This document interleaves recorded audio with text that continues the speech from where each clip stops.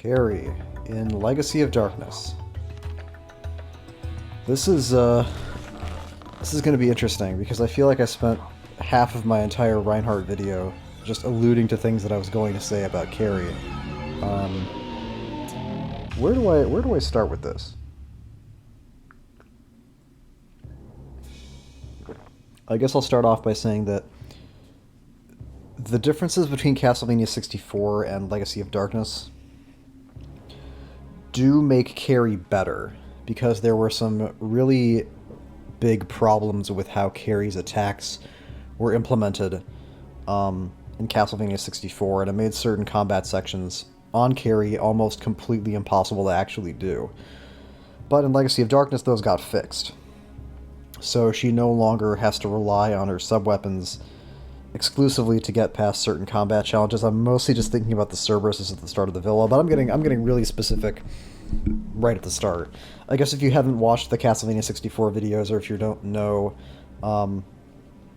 what distinguishes Carrie from Reinhardt, she is... I think that the concept is that she's supposed to be more mobile and able to engage in combat more safely. But the trade-off is that her combat is also a lot slower than Reinhardt's, because she has... Like Reinhardt, she has like a basic melee attack of questionable usability, and then instead of, a long-range attack like the one that Reinhardt has is Whip, which he just uses by pressing the B button, or which you make him use by you, the player, pressing the B button. Reinhardt doesn't press the B button. She has a magical projectile that gets charged up by holding down the B button, and then when you release it, it shoots off, and it hits things, and it can ricochet off into other enemies, and it does a pretty good amount of damage, but it's slow to charge up all the way. So this means that she doesn't really have to close distance to fight anything, ever. But it also means that when she does have to fight things that she can't just run away from, it takes longer for them to actually die. So what that means is that basic combat is less problematic, but boss fights are harder, in my experience anyway. When I made my Castlevania 64 Carrie video, I talked about sub-weapons and about how, like, kind of the nature of sub-weapons in Castlevania games, and sub-weapons in Castlevania games basically exist to increase your range of influence over the game battlefield. Basically gives you avenues, angles of attack that you wouldn't otherwise have with your standard weapon. Which is what makes Carrie interesting, because Carrie's magical projectile, as far as I can tell, has basically the same range as all of the long-range sub-weapons do.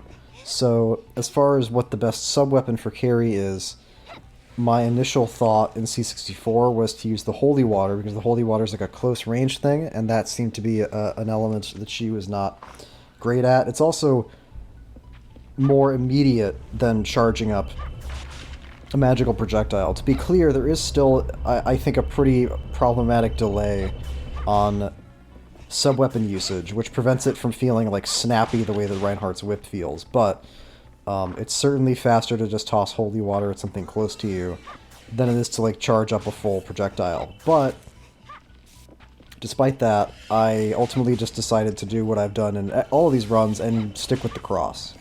Because the Holy Water... so the Holy Water in Castlevania 64 was just, like, straight up bad.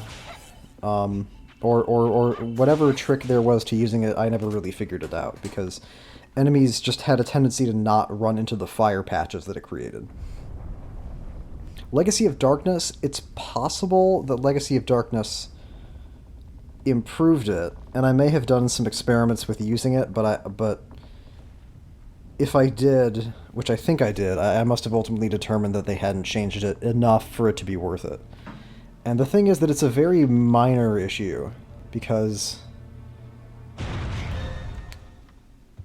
the thing about Castlevania 64 that makes, like, the Carrie Reinhardt thing odd is that if you think about the trade-off of safety in combat versus, like, efficacy or speed in combat, like how much damage you do, then that's a lot like the difference between Eric Lecard and John Morris in Castlevania Bloodlines. That's kind of what I think of when I think of that dynamic, because Eric Lecard is a character in Castlevania Bloodlines who does less damage than John, but his attacks have a longer range, and he also has some neat movement options that John doesn't have.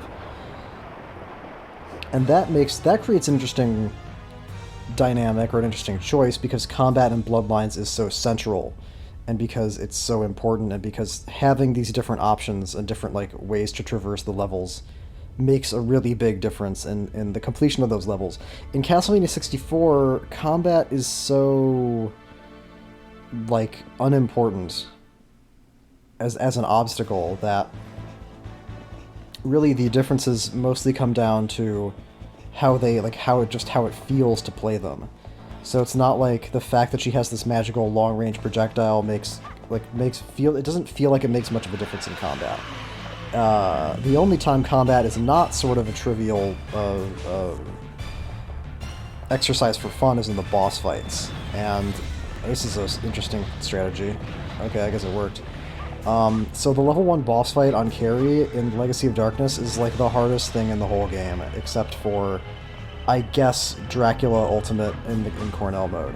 And it's because she takes just so long to do any damage to him. In the time that it's taken her to whittle this guy down to half health, Reinhardt probably would have already killed him, and Cornell definitely would have. Cornell, 4-shots this guy. But Carrie has to actually engage with his mechanics, including this very, very tricky water breath attack that he has, where the timing for juking that attack is really, really specific. If you don't stop short at exactly the right time, basically when the projectile's in midair, he will immediately adjust his aim and just slam you with it, and it does half your health and damage. It does even more on hard mode. So that wasn't that bad on normal, but on hard mode, that is the fucking hardest part of the entire run, which is very, very unusual for the N64 Castlevania games.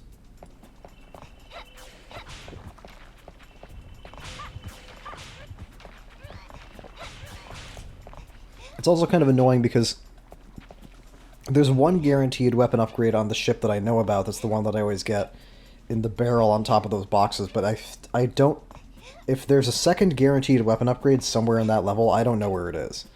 So the way that it played out in practice for me was that I would just kind of hope for a second weapon upgrade drop from one of the enemies, and if that didn't happen, then I knew I was going to have an even worse time on the boss, and that this part would also be a little bit more annoying.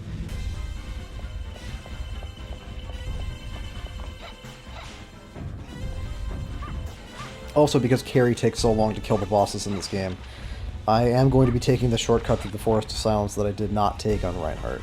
So that alone, I think, should say something about how much more important speedy combat is than the fact that she can jump slightly farther than Reinhardt can. So they made it a little better. They made her projectile fly faster, which is... It's good for many reasons. The reason that I'll mention now is because it means that you can just fire more of them off in a shorter period of time.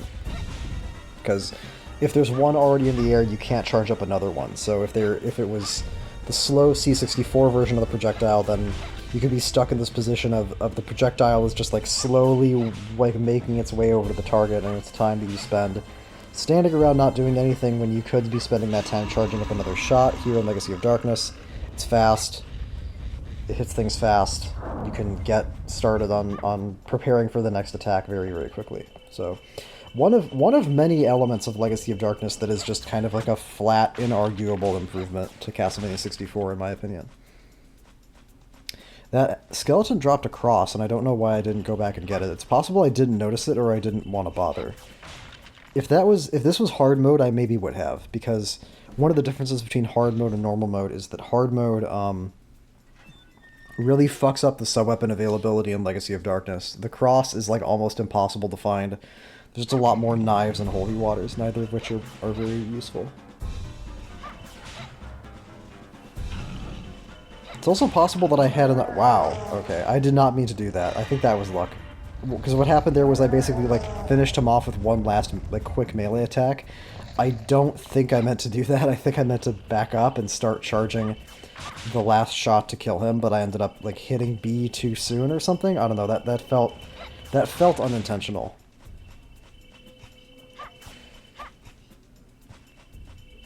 Okay, interesting. I thought I would go for the triple axe because there's an axe and that torch back there, but I guess I just don't really care what sub weapon I go into the level 3 with. Because I know I want to cross for level 4 and I'm gonna get across in level 3, so I don't want to bother.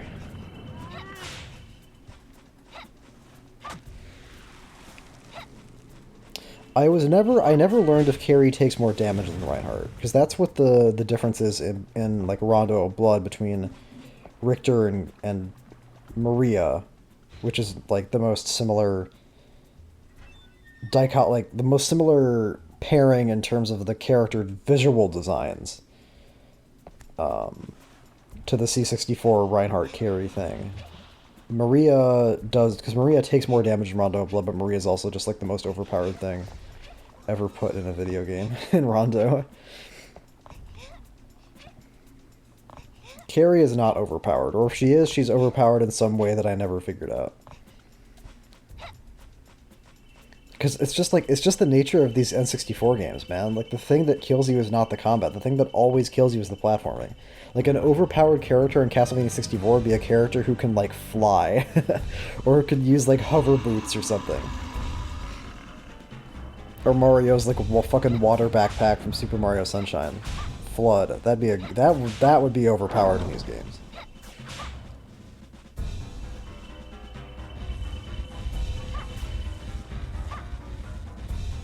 Which is what makes the game awkward as a platformer, because it's a platformer, but like your movement options are really like very limited. There's no double jump, there's no like special like air movement. It's just kind of like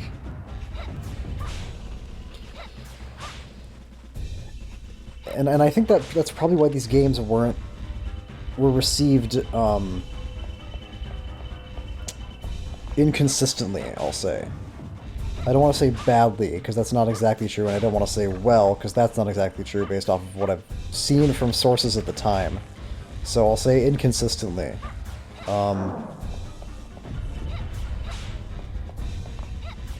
Is because the combat is kind of like, it's kind of dull, I'll be honest.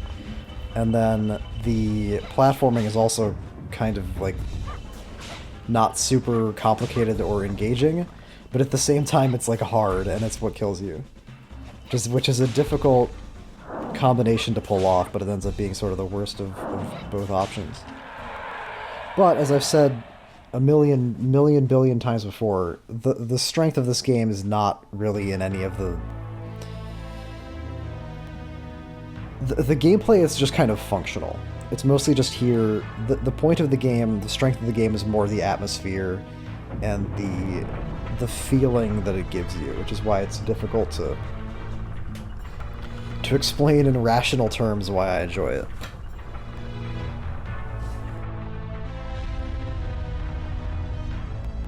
Sorry, I had to adjust my microphone. Let me write down when that happens so I can edit it out.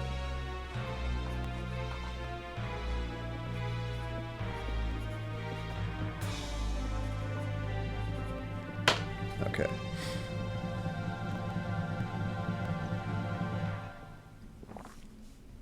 I'm trying to be really disciplined about that these days, and absolutely making sure that if there's any fucking weird ass sounds that get picked up by my microphone, I go back and get rid of them. Something that I'm gonna keep an eye on in this run that I haven't before is I'm really interested in seeing the time, because something that I noticed in my Reinhardt run, the last Reinhardt run that I commentated, was that I spent like 40 minutes or something just in the castle center, which is the 6th level in Legacy of Darkness. I still think of the levels in these games as their like C64 numbers. So I think of the forest as level 1, I think of this as level 2. I have to remember that Legacy of Darkness added the lake, which is a little bit stronger. Okay, I like this that I'm doing here. I like this combo of the magic and the axe. I saw a comment, somebody said the level 3 axe apparently does like a bunch of damage in these games, so maybe I neglected to take better advantage of that to do more damage with Carrie. Because the big difference between the cross and the axe is that the cross like hits multiple targets, but the axe is way cheaper. The axe is 2 gems per usage, the cross is 5. And if all I was ever trying to do was just like burn down bosses, then maybe it would make more sense to just stick with the axe the whole time. I feel like I'd probably get more damage per gem jewel usage there.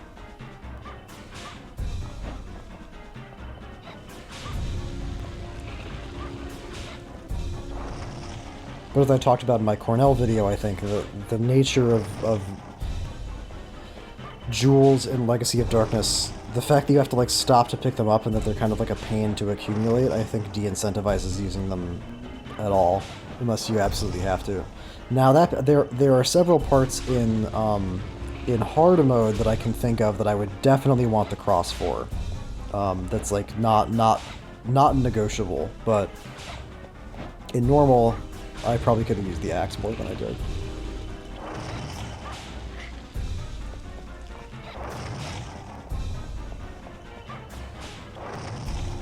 Wow, I see that was a I really should have. That was just kind of me getting cocky and trying to like.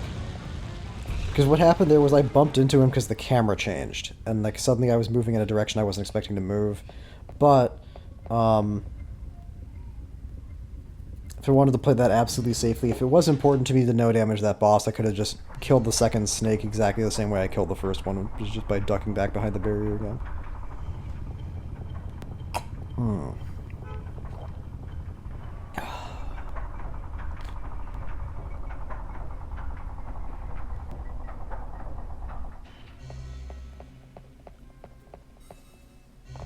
Oh yeah, time, because I'm gonna keep an eye on like how much time it takes me to get through these early levels, and then compare that to the castle center. Yep, there's the cross.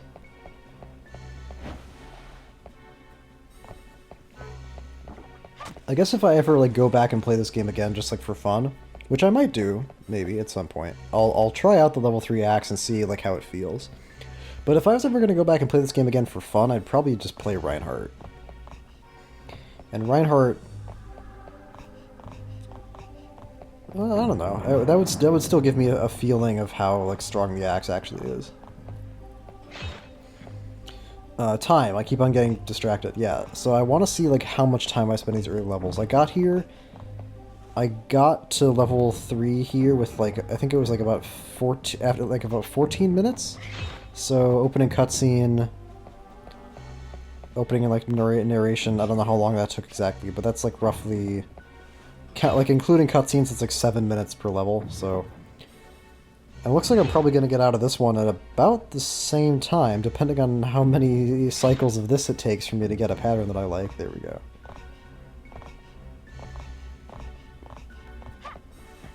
I always thought it was funny that Legacy of Darkness put this guy, like, right here at the edge, when in C64 he's, like, all the way across the gap. That is one thing about, like, if you've ever wondered, like, should I play Legacy of Darkness or should I play Castlevania 64? You know, if you absolutely have to only play one or the other, obviously I would have to say Legacy of Darkness. But one of the things that playing Castlevania 64 does for you is it does help you to appreciate the improvements that Legacy of Darkness made, because some of them, like, you would never notice without having played the C64 version. And, like, some of them I think are kind of funny, like that turret being changed in its position. Although in hard mode it's, like, back across another gap again. But anyway,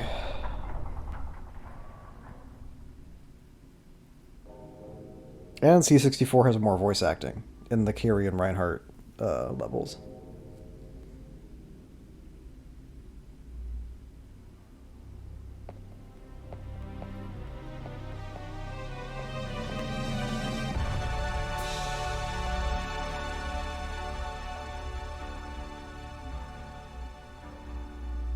I always like this part.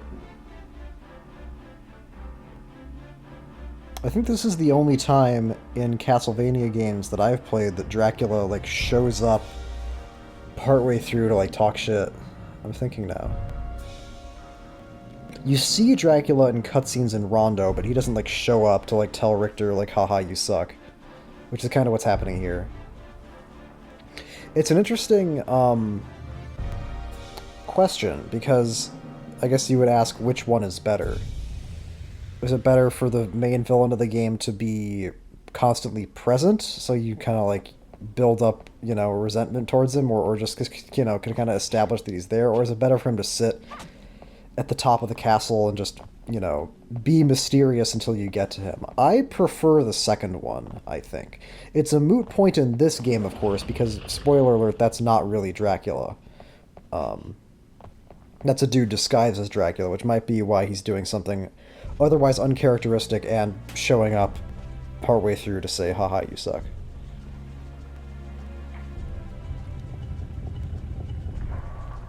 Because with a character like Dracula, you know, Dracula's not like a... He's just, you know, chilling out. You know what I mean? He's just fucking sitting at the top of his castle being an evil lord. There's no reason for him to come down and fuck with you. So I prefer the second one, generally speaking, in video games. That actually reminds me of a... Well, maybe I shouldn't get into this. Oh yeah, I want to point out, so even though I could be killing these things with a projectile, okay, I'm going to here. The reason I was using the cross there anyway, even though, as you can see, that thing just got fucking destroyed by the projectile, is because there were two of them. And what I probably should have done there, if I really wanted to be smart, was... Although, I don't know if I had time to do this, was charge up a projectile, just have it like... Oh man. Just have it like holstered and ready to go for when they jumped in. And like, so fire off the projectile and then start throwing crosses at them. Because you can't shoot off another magical projectile when there's a projectile in the air, but there's nothing stopping you from using sub-weapons while there's a projectile in the air. And the fact that I didn't take the shortcut, or the fact that I took the shortcut rather, means that I'm getting here actually kind of very quickly. Like, I'm going to be here in time to get the pillar at the fountain. But then again, Reinhardt, I want to say, got here fast enough to get the pillar at the fountain without taking the shortcut. So again, it does make a difference. Come on. Come on. Yay. So I guess... Oh, fuck. Don't do that. Okay. The camera changed. I wasn't expecting it. What I was going to say earlier... I won't spend too much time talking about this in case nobody cares, but there was a thing in like World of Warcraft. There was like this kind of like question that the devs kept putting to themselves about that topic, where it's like, okay, we have a final boss of this raid. Should the player just like never see them until they get there, or should we like establish this final boss as like a central villain character more? And I think... Because if they're all over the place, it's like, yes, that like more firmly establishes them as a villain, but it also makes their appearance at the end feel a little bit less special. And I think that's probably a big reason why Dracula works better, in my opinion, as just a guy who you only see until the end of the game, because that makes it more like impactful. I still remember, I say this like this was years ago. It was actually, when was this? I don't remember when this was now. I guess almost a year ago. When I first played Castlevania 1, and you get to the end of level 6, and you get to the stairs leading up to Dracula, that's legitimately tense. And it was a similar feeling that I got in a lot of other Castlevania games I played, because every time I got to a new Dracula fight, I would just think to myself, oh Jesus Christ, what fucking crazy shit is Dracula gonna do this time? And that's why Dracula's Curse was so important, because the Dracula's Curse Dracula fight is like the most distinct, in my opinion, of all of them throughout the classic era.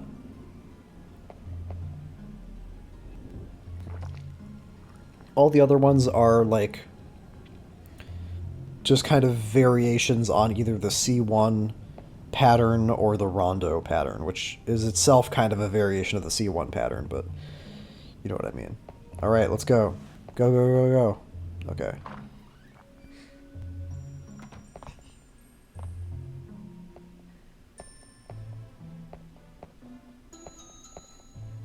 I have to be careful about talking about World of Warcraft, because if I start talking about it, then I run the risk of talking about it for the entirety of the entire commentary. So I gotta rein myself in.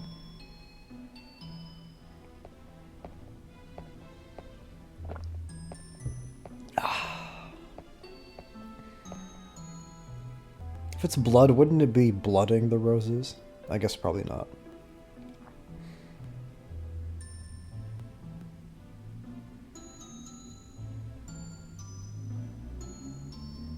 I forgot to mention this in my Cornell video, but in Cornell mode, the 8-year prior prequel, the roses are white. So I guess Rosa hadn't shown up and started doing her thing yet. This was like really interesting to me. I think Rosa eventually turned out to just be kind of a purely, man, these people turned out to be like a purely heroic, positive character. But I thought it was really interesting when she first showed up because she's this. I always think it's more interesting in stories when the villains or the villainous force are not like a monolith. When it's not just like good guy versus bad guy, but it's like good guy versus bad guy versus bad guy, you know what I mean? Where there's like multiple things going on. So Rosa was really interesting to me because she seemed obviously sinister, but then at the same time she agrees to help you, but the sinister elements kind of fall off pretty fast, which you'd have to see the Reinhardt videos to see that in more depth. And like I said in one of my Carrie videos, I was actually surprised that Rosa shows up in the Carrie route at all, because Rosa becomes a boss fight in the Reinhardt route and just is sort of like a very important character in that route, but Carrie fights a different boss instead of Rosa, and I thought that different boss, I thought the Carrie boss was going to be like the character who would appear instead of Rosa, but I was completely and horribly wrong.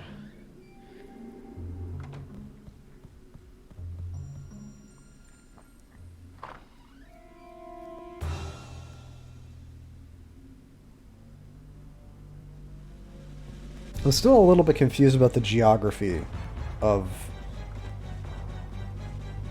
this mansion, and because it's obviously on the same island as Dracula's castle. Maybe the way it works in the C64 timeline is that Dracula's castle doesn't like appear and disappear. Maybe it just sits. It just always sits on this island, I guess, until the end of this game. Because, like, what I'm saying is that, like, there's a family that lives in this villa, and, like, they lived here before Dracula came back in the Legacy of Darkness Cornell prequel route, so the island must still be here, unless the castle rose up around the mansion. I think I said this already. Imagine that, me repeating myself in these videos. Oh well.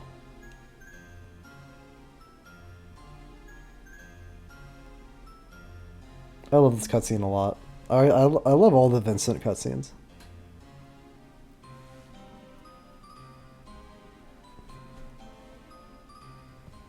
Okay, so how am I doing on time? I didn't actually notice at what time I got out of the castle wall, but it looks like it was maybe about 21 minutes.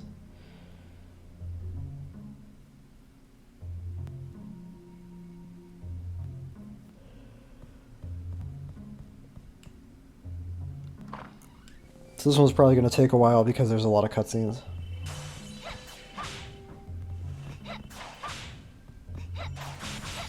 Nice.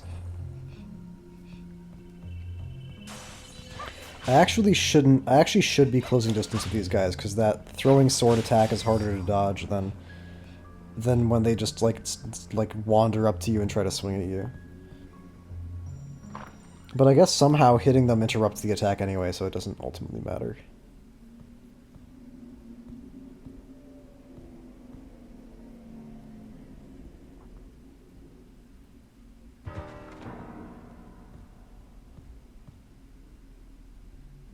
Here comes my favorite line. You have entered the castle of hell. I love that.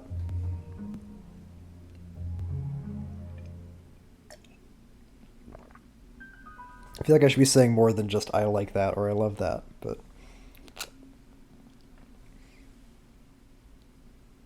this is why, even though the villa is the cutscene palace, it's okay, because the cutscenes are fun.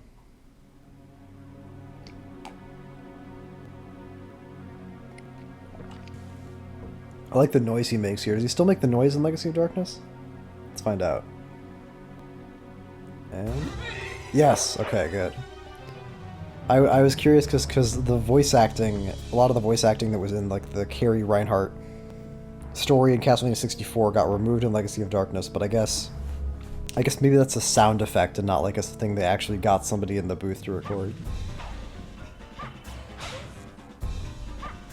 He's so slow. In C64, this guy is way faster. Enemies in Legacy of Darkness, this was actually very important for me to get like a handle on in these games, and it's why I'm glad I played all the 3D games in a row. It's because enemies in Legacy of Darkness will get staggered when you hit them, but not if they're like right in the middle of an animation where they're gonna do something else. There's lots of attacks they do that you can't interrupt, and I'm gonna make a little bit of a spoiler here. That lesson, learning sometimes you can safely attack enemies and sometimes you can't because they're winding up an animation, that should be on page 1 at the top of the Lament of Innocence instruction booklet in gigantic bold letters. Because Lament of Innocence, the first PS2 game that I've now started playing, is very picky about when you can and can't attack enemies, but I can't say anything further about that now.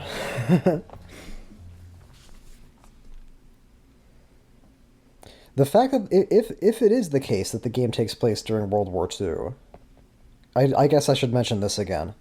I read somewhere, this wasn't like a bullshit thing, this was like an actual, it was like early previews for the game or like early design concepts for the game. The idea was for it to take place during the 1930s, so after Bloodlines, but before World War II, before what would eventually be Portrait of Ruin. Which is why there's like skeletons on motorcycles, and why there's like a bunch of like sheet metal and like rivets in the metal and like industrial era shit everywhere. But they changed their mind and made it 1850 something instead. I don't know, or 1852? I think it's 1852. For reasons I don't know why they did that.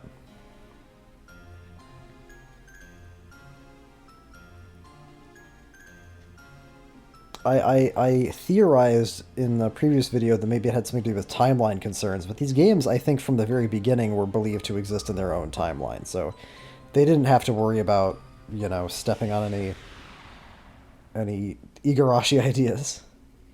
Although I don't quite know what the state of the franchise was at this point, because Symphony of the Night had come out at this point and was not really... It was not the smash hit at first that it eventually became in hindsight. So... And that's what's so funny about Castlevania, is Symphony of the Night comes out, and then you get this like 4-year dead zone until Circle of the Moon, where they did have a game planned for the Dreamcast that got canceled. And then these games came out, and they were just like, you know. Carrie looks more Asian in this game than she did in Castlevania 64. Not her. Well, her character looks the same, but the character portrait looks different.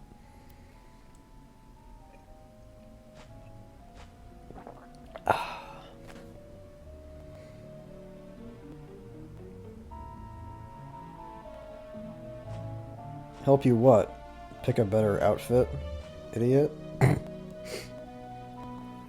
I'm bullying a digital child.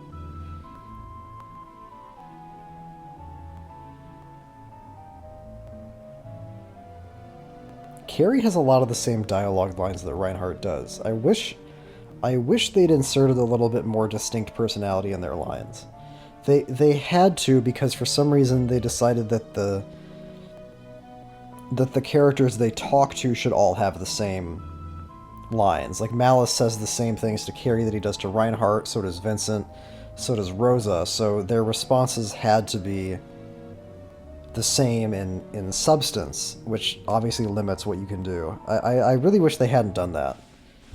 I should say something that I'm asking for more dialogue, by the way. Mostly because I just really love the way Carrie is characterized. And like Reinhardt is just like a big doofus who just all he ever says is I have to kill Dracula, and then Carrie is 12 but talks like she's like 45, which I think is also funny.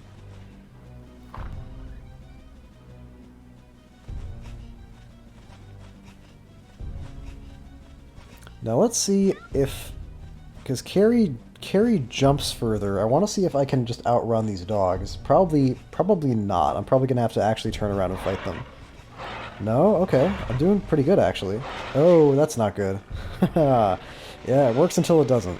Well, maybe I can just keep ignoring them? I'm curious to see how this goes. Because I recorded the Carrie footage... Okay.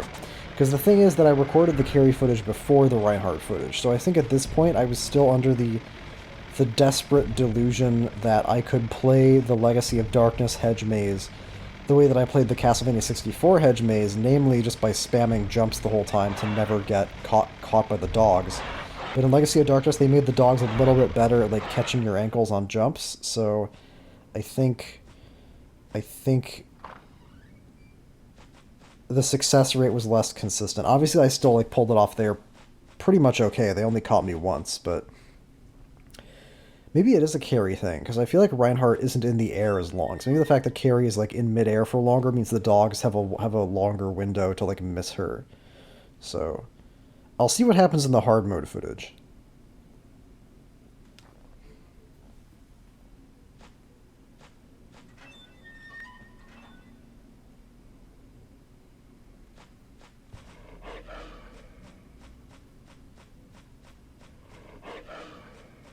It's also kind of funny to me that, like, I mean, what else can be Reinhardt and Carrie just, like, let Malice, like, wander off into the woods full of skeletons? I mean, what else can they do, right? Because he's not safe here, and they gotta go kill Dracula, and they can't, like, you know, it would be equally hazardous to take him with them the whole time, but, like,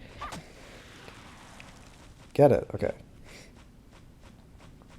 It's kind of like you're left with nothing but bad decisions. Do you let the kid walk home in the forest full of skeletons, or do you take him with you deeper into like the demon castle? You know.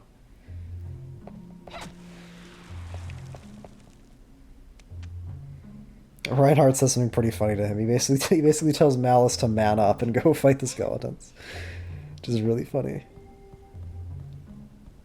It makes the plot point of little kid walking back home through the woods makes much more sense in Legacy of Darkness, because Cornell gives him a magic necklace that means dog spirits protect him from skeletons. So, but in C64 it's just kind of like, you know, maybe he'll be okay.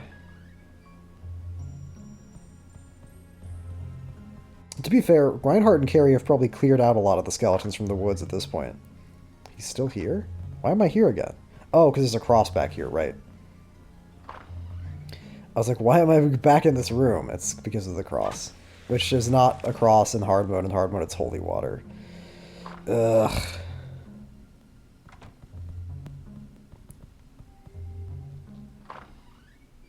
He just paces around in there. I guess he's biding his time, right?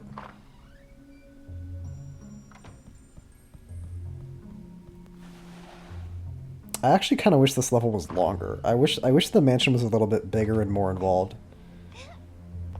But that's the fact that it's more involved and more detailed is probably why it's the mansion itself isn't really that big. The level takes a long time because of the cutscenes and because of the hedge maze, but the actual mansion part is really not very large.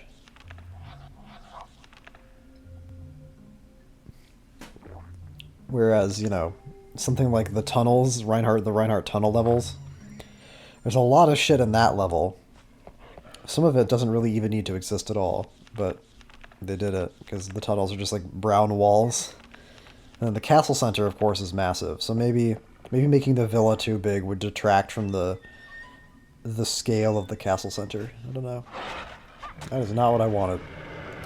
This is, okay, good. I was hoping I would slide there, because I was like, oh, I should slide, and then I did it. So good for me. Who would have guessed that I and me would have had the same idea?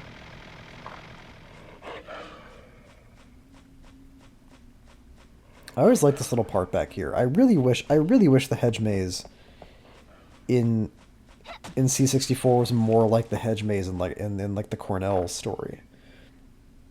Because you haven't watched the Cornell videos, the hedge maze is like an actual environment in the Cornell mode that you can like wander around in and explore, which makes it feel, feels a lot better than what it becomes in the Carrie Reinhardt level, the Carrie Reinhardt mode, which is just like you just like run through it and most of it goes completely unused. Once you know the route, of course. If you don't know the route, then it just becomes miserable.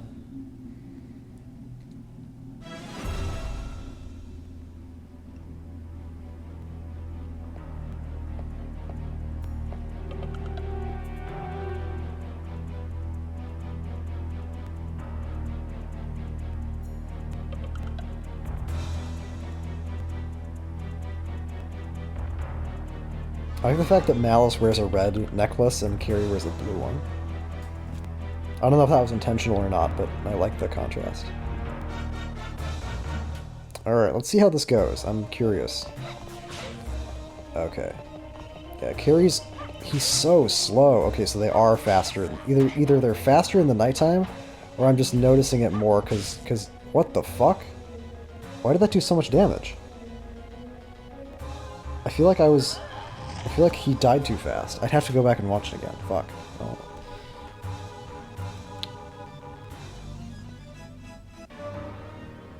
I feel like each of those fully charged shots is only doing like a fifth of his health, and he died at like 3 hits, so that was fucking weird. Okay, now do I use the cross here at all? Or does she just fucking die? Wow, she is almost dead. Damn it. Maybe I should have like practiced these bosses more and tried to go for like really fast, flashy kills, but it just didn't feel like that kind of game to me, man.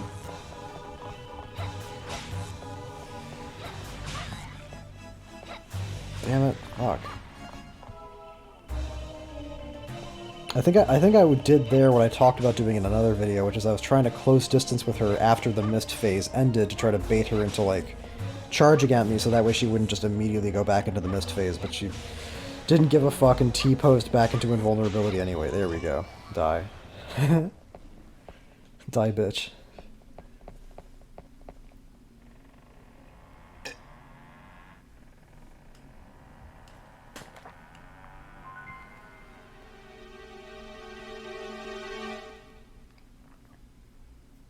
Now this is a major plot hole, because at no point is it explained how killing the vampire opened up the fake floor in the coffin. Is this a break? This looks like a break. But why am I just standing here? Why am I not pausing? Oh, okay, I guess it's not a break. Oh, I think I know what that was. I think I thought about save stating, but I was like, fuck it. Fuck it, I'm just gonna go. So good for me. Good for me for having some balls and not save stating for the waterway.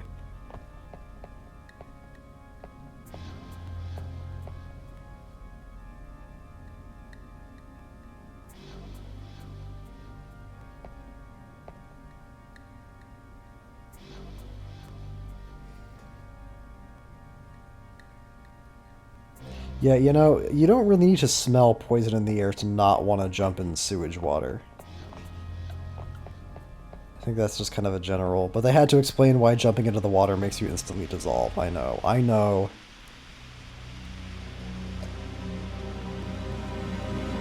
I think the temptation to save state before the underground waterway is because this is the first level that can really kill you, because there's a couple of... I guess maybe you'd call it platforming. It's more like tightrope walking challenges, where there's like a very narrow path you have to... That fucking dude just got right in my face so fast. I was not expecting that. Look at that air shot. There's like a very narrow path you have to walk without falling into the water, which is very, very difficult for someone like me. Die. Okay. This level reminds me of the sewers from Legend of Zelda Twilight Princess. It's like towards the beginning of the game, like it's when you get turned into a dog, and then you're like wandering around in the sewers after you break out of prison or something. It's similar to this. There's like, because it's like a school, because it's a sewer. But also because I feel like there's like switches you hit to open pathways. Yeah, here I could have just ignored this guy and kept going. I don't know why exactly I didn't. I think I was just paranoid about like, oh, what if I try to jump across the gap and he somehow like banks back towards me really fast? And then like shoots a poison breath projectile at me, like while I'm mid-air, and knocks me into the water and I die. These are the kinds of nightmare scenarios that like doing Deathless attempts gets you to start thinking about. Because you just become intimately familiar with every single way things can go wrong. I think it was completely irrational in that case though, because I don't think there's any way he would have caught up to me. Because he was running away from me, and there's no way he would have caught up to me in time to actually hit me at the point that I was doing the jump. So that was overcaution. But it's extremely easy to become overcautious once you've been punished even once for not being cautious enough. Just kind of the story of how a lot of these runs turn out, right? Either like I end the game with like way more hearts than I actually need, or I end up like taking more time than I technically have to do things just because I want to do it safely. But this is why like no death attempts are always like, I mean, this should go without saying, but this is why like speedruns are like an entire different universe of hard, because in speedruns you don't have a choice but to do whatever is fastest, no matter how risky it is. And also, it's not just a matter of execution, it's a matter of like optimal execution all the time. I mean, there are exceptions, of course. You don't have to play a game like perfectly to get a good speed run, but that's sort of the that's the metric of success.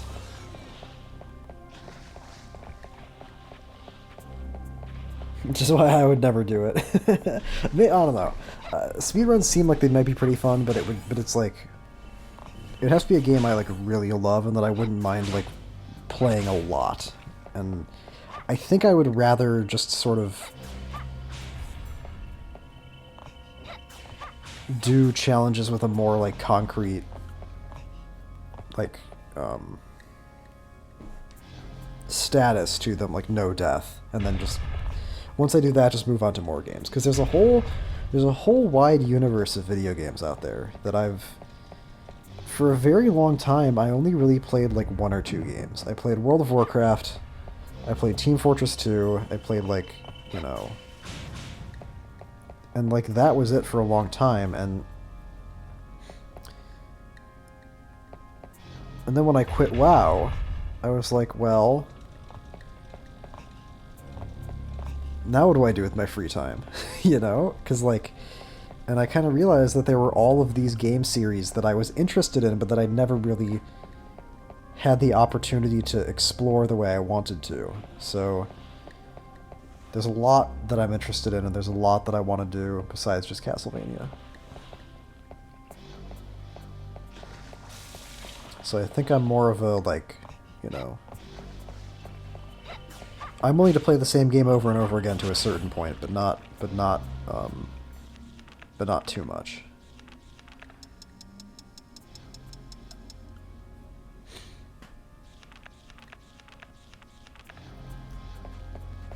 I'm gonna have to do Legend of Zelda series at some point, if only so I can participate in all the Ocarina of Time shitposting threads on 4chan.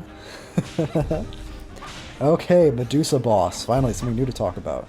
So this bitch is I would say a little bit, she's easier to understand than the Spider Queen boss that Reinhardt fights in his level, the tunnels. But I think she's a little bit harder to actually kill in practice, because she's very much about positioning and timing, where you have to either dodge or jump at the right time, or just be in the right place when she starts up her attack. A lot of her early attacks are like just timing things. Like when she slides towards you and does the tail swipe, you have to jump on kind of an odd timing, which is extremely reminiscent of the Medusa fight in Bloodlines. And when she does the petrification breath attack, what you're supposed to do is just like be behind her when she does that, because you can like crouch or jump like horizontally, like, or you can do anything to try to dodge that petrification beam, but if you're in front of her when she does it, she's gonna hit you. So what you need to do is not, okay, I guess that worked out, but it's the much safer option is to just slide behind her so that way she doesn't catch you with it. I think that's almost definitely what I'm going to do in hard mode. Oh, and now she does this. Yeah, when she gets low health, she starts, she only becomes attackable, like, at the points when she's doing her attacks, and that's when the cross really comes in handy.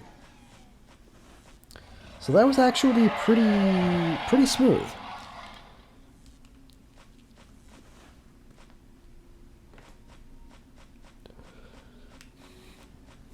And to a large extent, that's just because of Carrie's projectiles. Because Carrie's projectiles are will just like clear out the snakes that the Medusa summons on their own. That's just her default attack. Whereas with Reinhardt, if he wants to clear out all the spiders that the Spider Queen summons,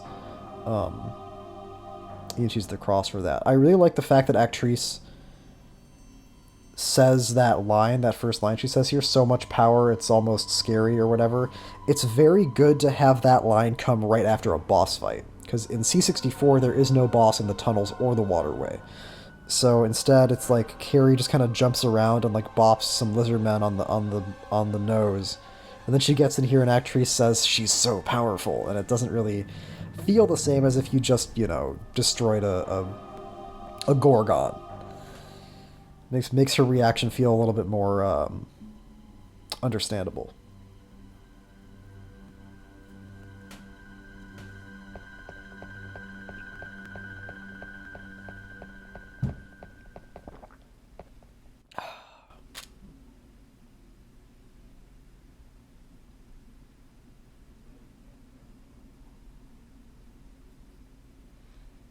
Like, look at those fans. Did they have fans like that in 1852?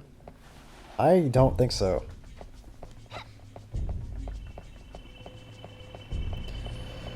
There they are, the skeletons on the motorcycles. My fucking favorite. He sucks though, what the fuck? Why is he not like... Oh, now, oh god, now I suck. Now I can't hit him. Oh, he's gonna hit me. Okay, he didn't. Alright. That's whenever I'm playing these N64 Castlevania games and I lose track of an enemy, I'm like, okay, he's gonna hit me. So, wait a minute. Reinhardt... I feel like Reinhardt had Cerberuses here. Are there only Cerberuses on hard mode, or are there only Cerberuses for Reinhardt? Well, I guess I'm gonna have to go back to the other Reinhardt video and see that. If it's true that there's different enemies in this room depending on if you're playing as Carrie or Reinhardt, that's actually very interesting. Because that would give some insight into what the devs thought about the two characters and what their strengths and weaknesses were. Interesting. I guess well, maybe they wanted Cerberuses, but it's only in C64 that Carrie has any problem fighting the Cerberuses. I hate saying Cerberuses. I feel like I should be saying Cerberi, which I think would be the grammatically correct pluralization because it's a Latin word. So this was the run where I made the rookie mistake of triggering this statue in in Legacy of Darkness. In C64, walking up to the statue and triggering this cutscene summons like one blood monster enemy that you just fight and kill. In Legacy of Darkness, it's not that simple. It summons one that you fight and kill, and then every time you come back into this room, it spawns more of them, which is real bad because this room is part of the Nitro run, and in the Nitro run you can't get hit or else you die, and these things shoot fucking projectiles at you. So this is like a complete beginner's trap in Legacy of Darkness, when in Castlevania 64 it's more like a neat little detail. In Legacy of Darkness it's like a serious problem, and he fucking poisons you as if that's not enough. And Carrie has a hard time fighting these things because it's easier for... Oh, it summons more of them right away. Okay, well, great. Because they have a fucking bad habit of ducking her projectile. And because the projectile takes these fucking wonky-ass circuitous routes to get to them. Because the projectile, like, doesn't know what you're aiming at.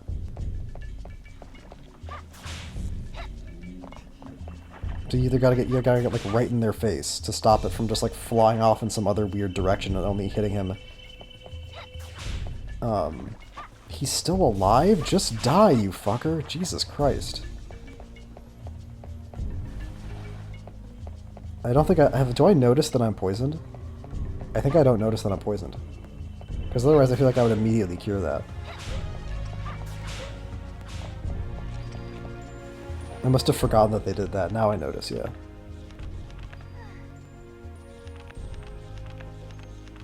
So that's good. So the fact that those guys are alive is going to make the Nitro run more interesting, which is code for less fun in the context of the Nitro run. Oh man.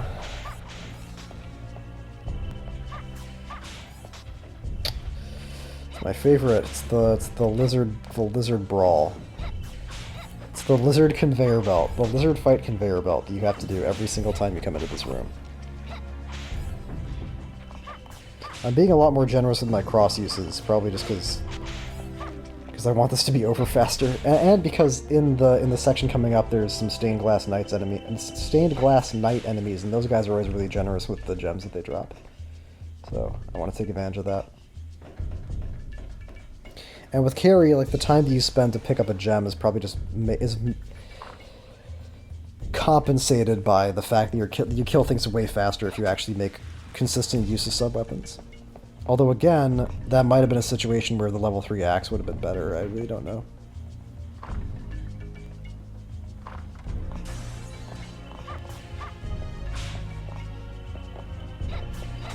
This is very strange.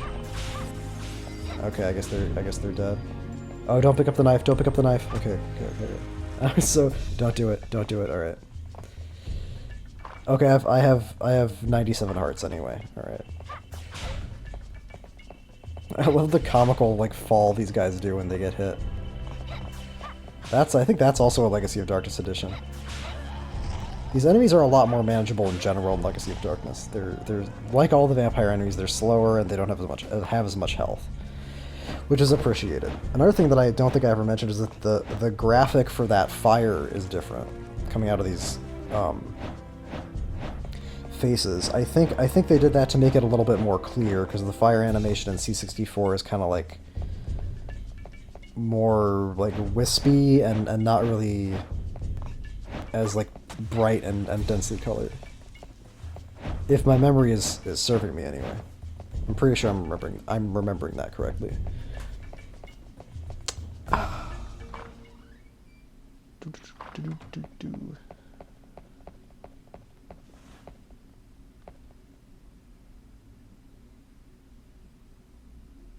Now, is this meant to imply that all lizard people were humans that Dracula turned into lizards with some kind of fucked up curse? Because the lizard men that you fight elsewhere in the castle are like in these in the weird like metal stasis chambers or whatever, and then they jump out and fight you.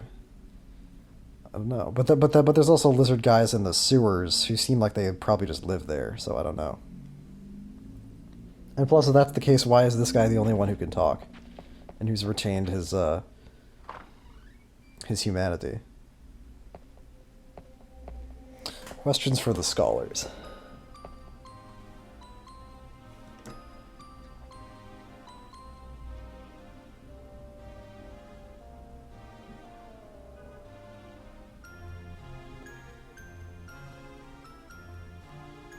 I thought that the reveal that this kid was evil was going to be like a little bit later. I thought that like he was going to be a little bit more mysterious and also a little bit more central to the story.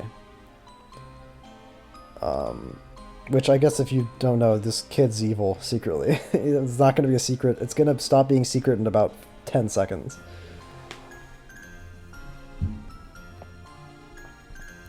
I don't know why they included this scene. I guess maybe because it would feel weird if he escaped and then came back at the end, which he does, and then you never like saw him in the interim. I don't know.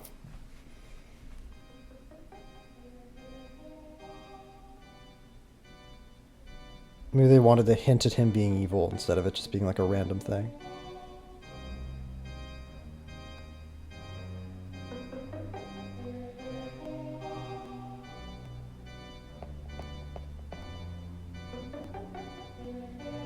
Because this scene makes the bad ending really awkward.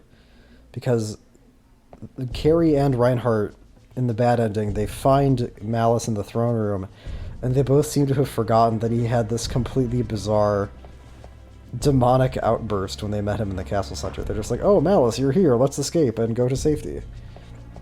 Maybe it's a hint for the good ending, where it's like, because if you get the bad ending, I think they imply like very heavily that Malice is evil. They really like drill it into your head. It's like a hint, hey, maybe you should play the game again and go faster this time. And you'll find out what the fuck the deal was with the creepy little kid. Although I don't I don't know. I would really love to know what the actual conditions are for the good and the bad ending, because I still don't really feel like I know. Because much like with Castlevania 64, with Legacy of Darkness, I've heard two conflicting answers. I've heard some people say it's dependent on sun and moon card usage, and some people saying it's just dependent on in-game time, and I just don't know which one is true. To be fair, the two are related, because obviously using sun or moon cards moves the in-game clock forward to either sunrise or sunset, which would obviously count as time spent in the game. So one could very easily be confused for the other, but I just don't know. And I never really wanted to find out, because the bad ending, I don't know, I was just never that interested in it. Although, I don't know, maybe I should have. Maybe it would have been a public service to finally provide a definitive answer about whether it's a time limit or an item use limit. I think an item use limit would be slightly more interesting, because it would prevent you from just sort of using sun cards whenever you want to reduce enemy health. Because there are some enemies that have more health if it's nighttime. I don't know which of them are like that. I was under the mistaken impression for a while that it was all enemies had more health during the night, but I think it's definitely vampires, but I don't know what else. Vampires and the Dracula fight at the end, but I don't know what else. They just keep fucking coming. And 3 of them come out of the same incubation pod. It's like a fucking clown car.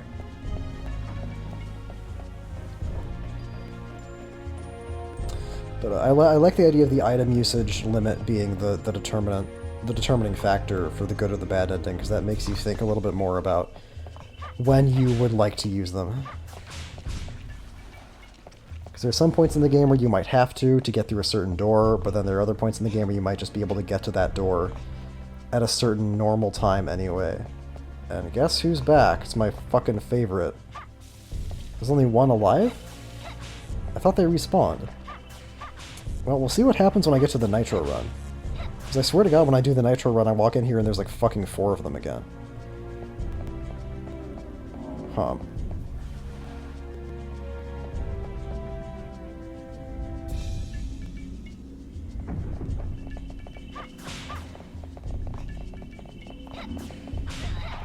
Yeah, I always beeline for this one first, because she summons bats that make things very complicated, and that's why the cross is still good. Because I didn't even fight that guy once, I didn't even look at him, and the cross just killed him all by itself. That's why it's 5 hearts. What do we got here? We got skeletons on motorcycles? Okay.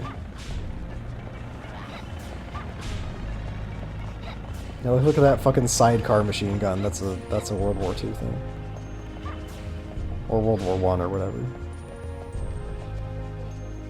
World War II, World War I. 1915, 1942, who cares? What's the difference?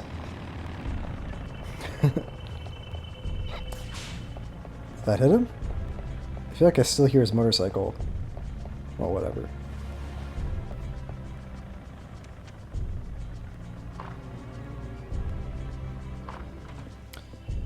I think and if you're curious, I'm almost 100% certain that those motorcycle skeletons are also going to be there for the Nitro run. Meaning that if I want to get into the arena with the magical Nitro, which I do, I'm going to have to take evasive maneuvers around the skeleton with a machine gun to make sure he doesn't hit me. I'm pretty sure that's what's going to happen at the end of the Nitro run. Which is kind of insane, but it's doable, because I've done it. But I want to say when you get down here on Reinhardt with a Nitro run, there are no Cerberuses. Because that would have to be the case, because there's 2 of them, and if they were down here, they would just, like, double team you. Where am I going? Oh, right, I was going to put Mandragora in front of the arena, but I forgot to. And I think that means I'm going to have to fight these guys twice, because I think they respawn every time you come in here. Or, like, going into the arena... Come on, man. Oh, I was actually afraid I was going to die here. So I did what I don't usually like to do, and I did, like, frantically wiggle the control stick to get out of that little, vampire chokehold that she had me in. Yeah, this is a very awkward part of the run. You'd think after playing this game so much, I would not make mistakes like this, but... What do I always say about these runs? Things can always go wrong. Things you never thought you'd ever fuck up, you will fuck up.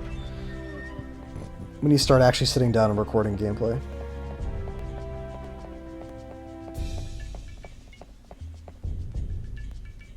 Sometimes it's the opposite. Sometimes you sit down and you just like get a really good run right at the start and you're like, oh, that wasn't so bad. But sometimes it's the opposite.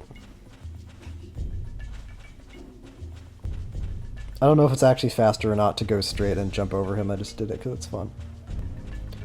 Right, now I gotta go back into the torture chamber. I think I might have to kill the motorcycle skeletons again. Then I gotta go back into the big vampire room. Then I gotta kill the vampires. Then I gotta go up to the other wall with the observatory and blow it up with the Mandragora. And that's why this level takes fucking 40 minutes. But I wouldn't have it any other way. Okay, the skeletons did not respawn. That was very nice of them. Because I swear to God, when I played on Reinhardt and I went into the arena and I came back out again, the Cerberuses had respawned.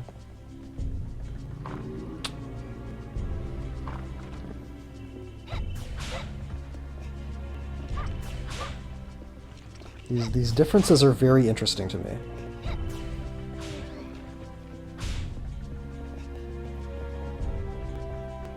Whenever there's like a Carrie Reinhardt difference, that's always interesting to me because I know how the characters feel to play according to my experience, but I'm always really curious to know what like developer intentions were.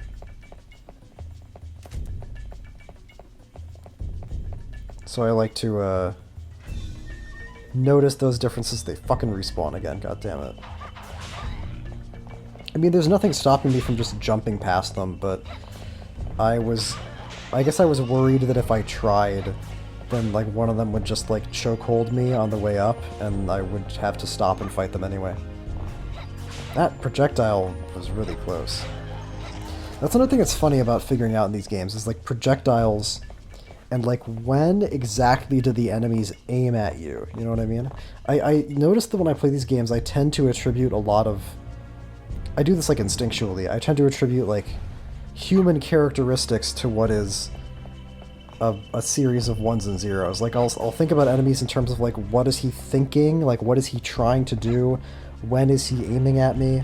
That kind of thing. Which I guess is still technically correct, because the AI is still... Why am I fighting this guy? Yeah, fuck that. What? Why am I fighting this guy? I think I must be under the impression that if I kill this guy, he won't be here for the Nitro run. Which I think is going to turn out to be wrong. Because this is a respawn. I killed him the last time I was down here, and now he's back for no reason. So I don't know what's going on. Maybe the statue just keeps spawning them, but they spawn in like different places? I still actually don't understand really how this works. Also, I have to point out that when the angel was crying Bloody Tears back there, it was not playing a Bloody Tears remix. A Bloody Tears remix played before the vampire fight when you saw the empty coffin. So, complete missed opportunity there. Maybe that's a little bit obvious. To play Bloody Tears when there are literal bloody tears on the screen. Although that didn't stop Castlevania Chronicles from doing it. I totally forgot about Chronicles. When did Chronicles come out? It was like 2001. Or, no, 99? Look at that fucking... That lizard's corpse was like freaking out for a second there. Fuck, I completely forgot when Chronicles came out. I guess I could look it up, right? I do have access to the entirety of the internet.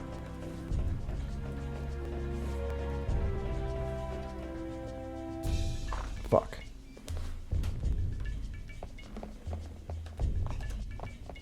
...2001. It was 2001 when Chronicles was released.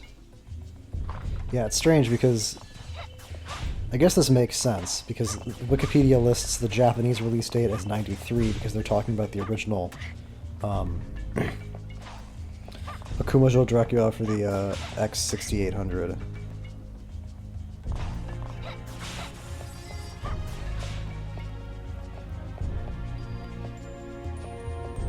I'm always embarrassed to say that with the proper Japanese pronunciation, but I don't want to, like, say it wrong, you know?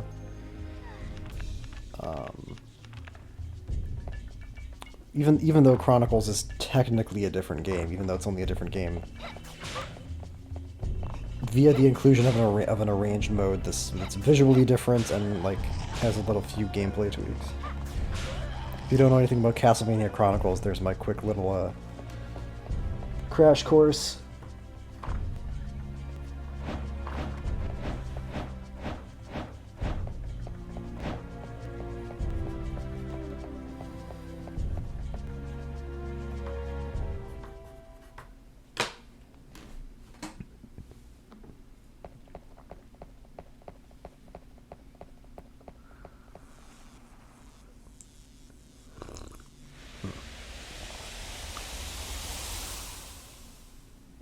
Should probably edit out these slurping sounds too.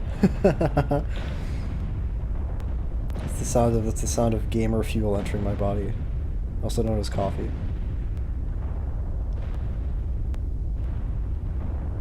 I'm better at these commentaries when I'm caffeinated. When I'm caffeinated than when I'm not, like, fucking sick. When I'm sick, these commentaries suck. I probably just shouldn't even bother trying to do them, but I'm trying to maintain a certain consistent pace, so that's just the situation that I'm in. Look at all these books.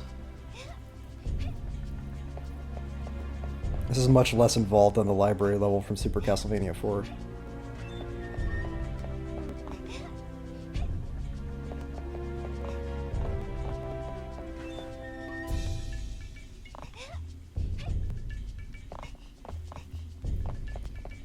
This is the part. This is like what makes the Castle Center not terrible. The fact that you keep on finding these, like, slightly different environments with, like, different concepts or ideas. It does manage to keep things interesting.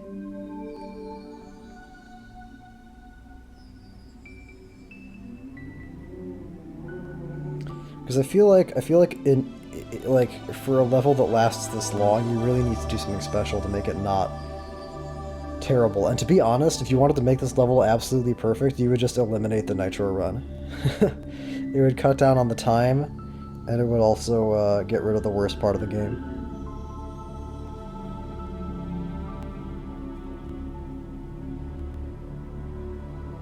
Yeah, just idle, dude. Just idle out there with your engine running. Oh, is he waiting for someone? What's happening out there?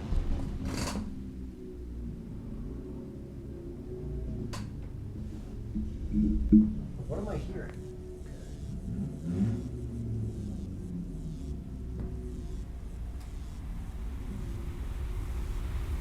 Okay, he was just really far down the street, and the sound just fucking carried that far.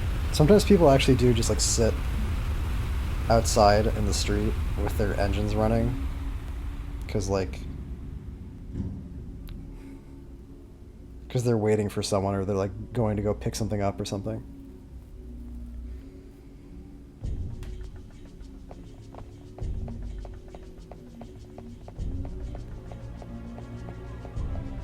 You know, whenever this happens, my eyes always, because the way that I have this set up is I have a window playing the video playback of the run, and then I also have a sound recorder open, and I'm just watching the little sound levels as they come in to see if the mic is picking up the sound. So I always get distracted watching to see, like, how loud it is. But it's important because it shows me how loud I am too. It shows me that if I need to back off, or if I need to get closer to the mic, or if I need to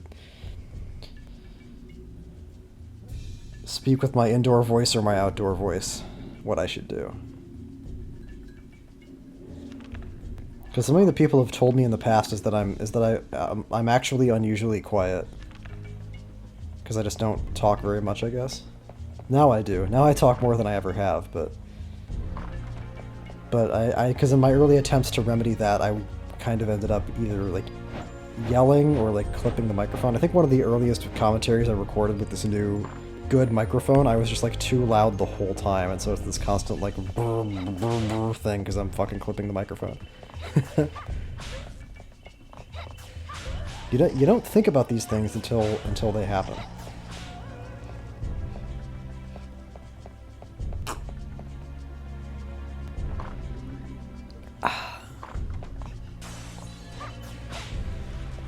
Is that gonna hit me? It's gonna hit me. Yep. I guess if there's just one of them, then I can interrupt the sword attack before it hits me, but I guess if there's two of them, then if I interrupt one, it just triggers the other one. That was pretty cool. I wish I could say I knew that would happen, but I didn't. That was actually pretty risky to pick up that jewel, because there could have been a knife in between those two jewels and I wouldn't have seen it. But I guess I figured I was ready to live life on the edge.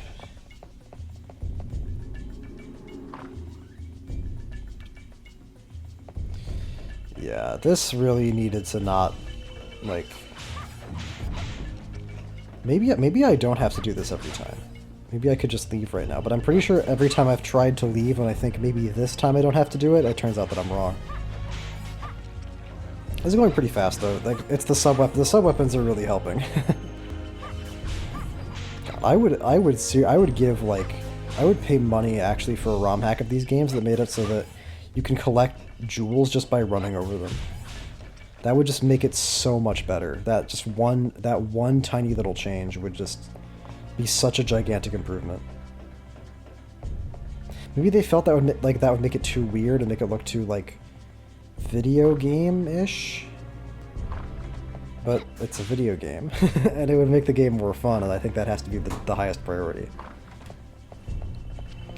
Because if that's the objection, then I do kind of get it, because like running into things that go like ba-da-bee and then disappear is a very like video game thing, and if they're trying to do something a little bit more cinematic, maybe they didn't want that, but the way that it works out is that, what am I doing? Oh, I'm seeing if I can kill these guys. I can't. It was worth a shot. I was pretty sure I wouldn't be able to, but I just figured I'd try it. Because like I said, I recorded these runs first, so I didn't know the Carrie runs before the Reinhardt ones, so I didn't know what all the changes they'd made in Legacy of Darkness. And I thought maybe I had a foolish hope that perhaps they made the Nitro run easier by letting you destroy those guys, but no. No, they were really enamored with the Nitro run.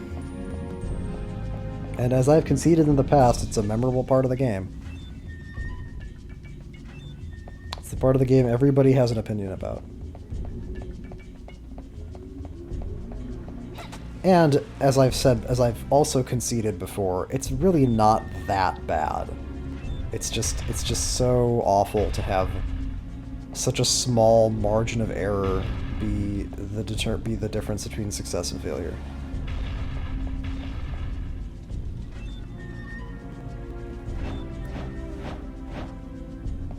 There's a couple of like these little detours that I probably don't have to take. Like, I don't have to get this meat. I'm sure I'm going to end this game with a bunch of meat that I don't need, but again, I recorded this stuff first, and I think I just wasn't. But there's no way I didn't do a practice run first.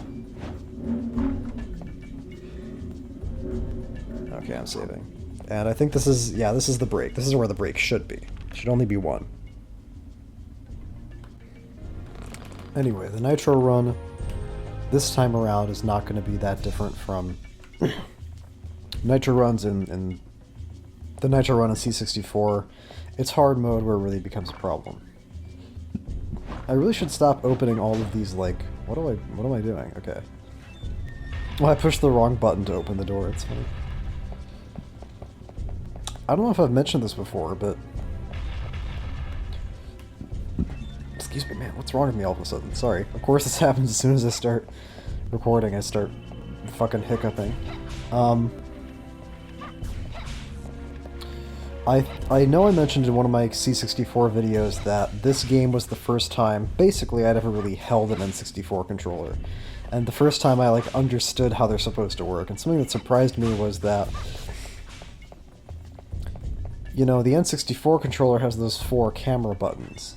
But I guess in games where they don't want to program a free move camera like that, then they just get used as, like, regular input buttons, because the subweapon, using a subweapon in this game is the down camera button, which is odd, and that's why I think I threw a subweapon there, because opening doors is left camera button, I think. So that was very surprising for me to see, although it makes sense.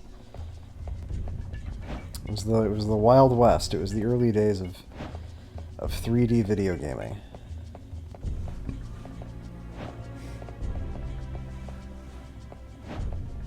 The Saturn has some fucking wacky-ass controllers. I don't know if... I think the regular Saturn controller looks pretty normal, but there's like a Saturn controller that's like a big, like disc. It's like a fucking bagel or something. It's really strange looking. Anyway, said anyway again. Nitro Run. Nitro Run, Nitro Run, Nitro Run.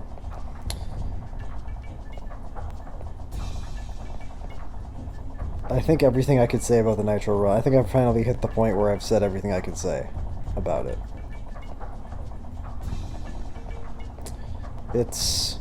Oh, I'm interested to see what the situation is going to be when I get out of the final door and into the final hallway before the arena, because I'm curious to see if the skeletons on the motorcycles are going to respawn or not.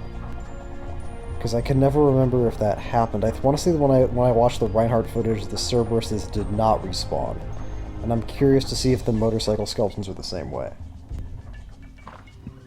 Because in C64, there are motorcycle skeletons in that hallway. And they do respawn, which is always, like, insane to me that they did that. Because you basically had to, like, bank around a motorcycle skeleton at the very end of the Nitro Run, which is insane. Oh, Christ, these things. Okay, how do I do this? This is really dangerous, because they spit projectiles at you, because the projectiles travel really far, really fast. Or just really fast, either one. And that's why you don't interact with that statue when you play Legacy of Darkness. Just don't ever fuck with it. Alright. Oh my god, wow, okay. And this is another Legacy of Darkness difference. In C64 there is a motorcycle skeleton there, but it's a normal one. Here it's one with the fucking machine gunner in the sidecar. So you can't just like juke its charge, you have to like stay behind it the whole time or else you get shot and the fucking nitro explodes. That's actually like... I mean, obviously it didn't... I mean, that wasn't like hard to avoid because I just had to move quickly and decisively, but that's kind of a dick move to put a fucking machine gun motorcycle skeleton at the end of the hallway like that. I don't know. They were nice enough to not put Cerberuses there. But I guess they figured a motorcycle... I mean, I'd rather try to avoid a motorcycle skeleton than a fucking Cerberus. Trying to like, get Magical Nitro past Cerberus would be fucking impossible, I think. There's a funny glitch I heard about where if you can somehow beat the game with Magical Nitro in your inventory, which I think you can't do, because there's lots of places in the game that require you to jump. What am I doing? Okay. If you somehow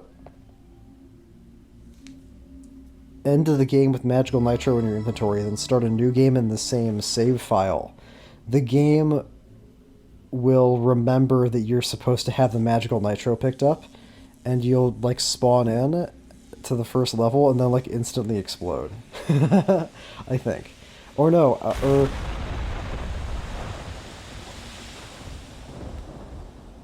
you can't progress because you can't jump, but you couldn't progress to the end of the game without jumping anyway. Maybe there's some other glitch that like disables the nitro explosion. Fuck, I should look this stuff up before I start spouting off about it. There was some funny glitch about the Magical Nitro and like how if you ended one run in the save file with it, it would still be there the next one and you would explode. I guess I should just explain what Magical Nitro is. Well, the game already explained it. If you get hit, or if you jump, or if you fall off of anything, it explodes and you die.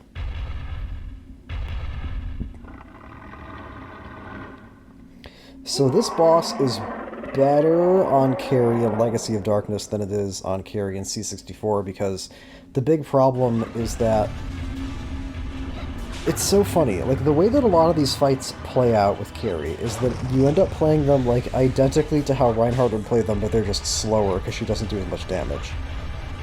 So, like, you'd think that here there would be more of an opportunity for her to take advantage of the long range of her attack, but he's usually so far away that you can't, like, target him until you already would be targeting him anyway. And then if you don't... Oh, that hit him, actually. Interesting.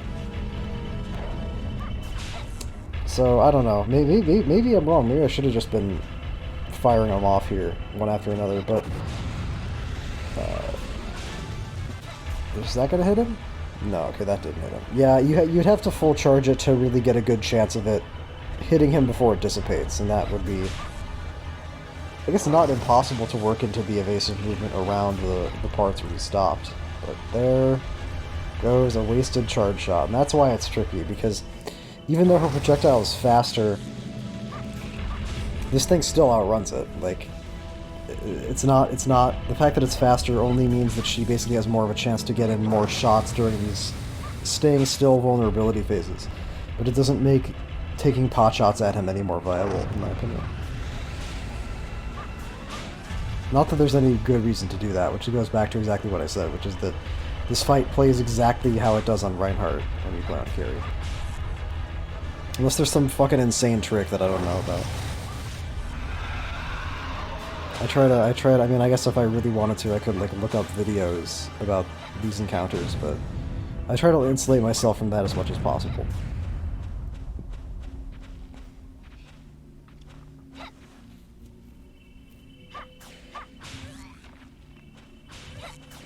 That's interesting. So one projectile, that first projectile I shot hadn't fully been depleted yet, but it let me shoot a second one. Can you have more than one on the screen in this game? I guess I was so used to the rhythms of C64 Carrie that I never thought to try that. Maybe you can. And just as it's daytime, perfect. It just became daytime when I reached the door, and which I think matters. It may or may not, because the boss coming up here is technically a vampire.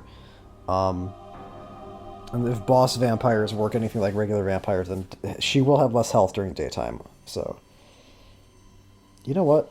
Let me look that up right now while this funny cutscene plays out.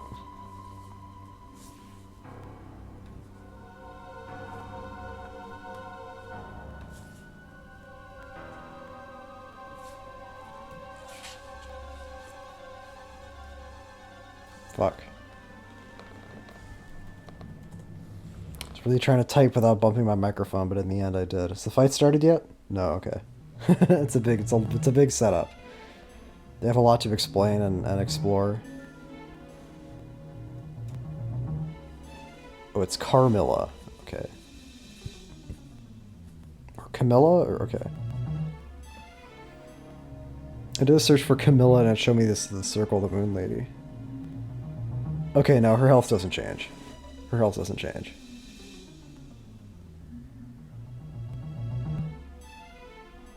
Or if it does, it doesn't say here. I don't know why I'm like...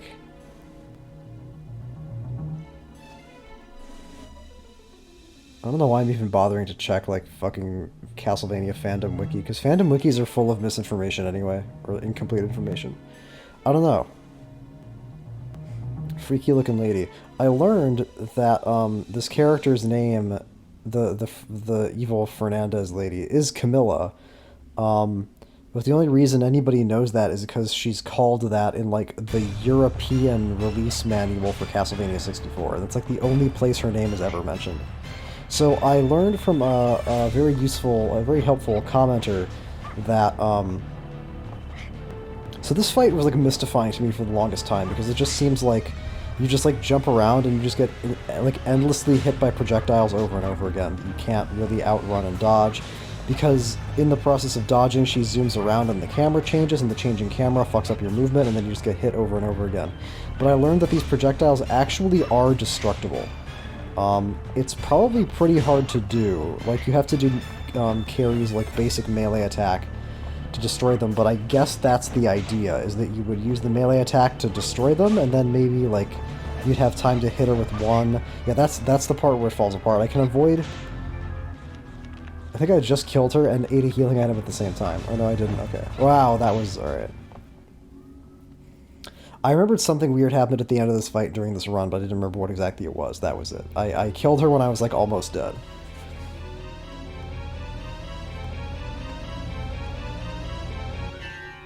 Yeah, in-game she's never called Camilla, she's just called the Fernandez Warrior.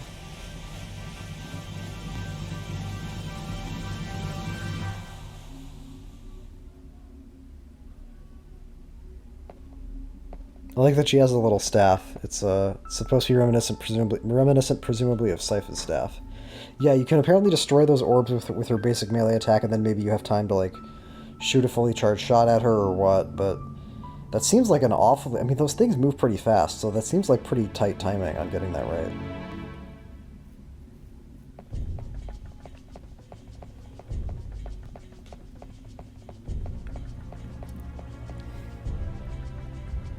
You know what's nice about this game? This just occurred to me, and this is a completely out of left field thing to bring up, but...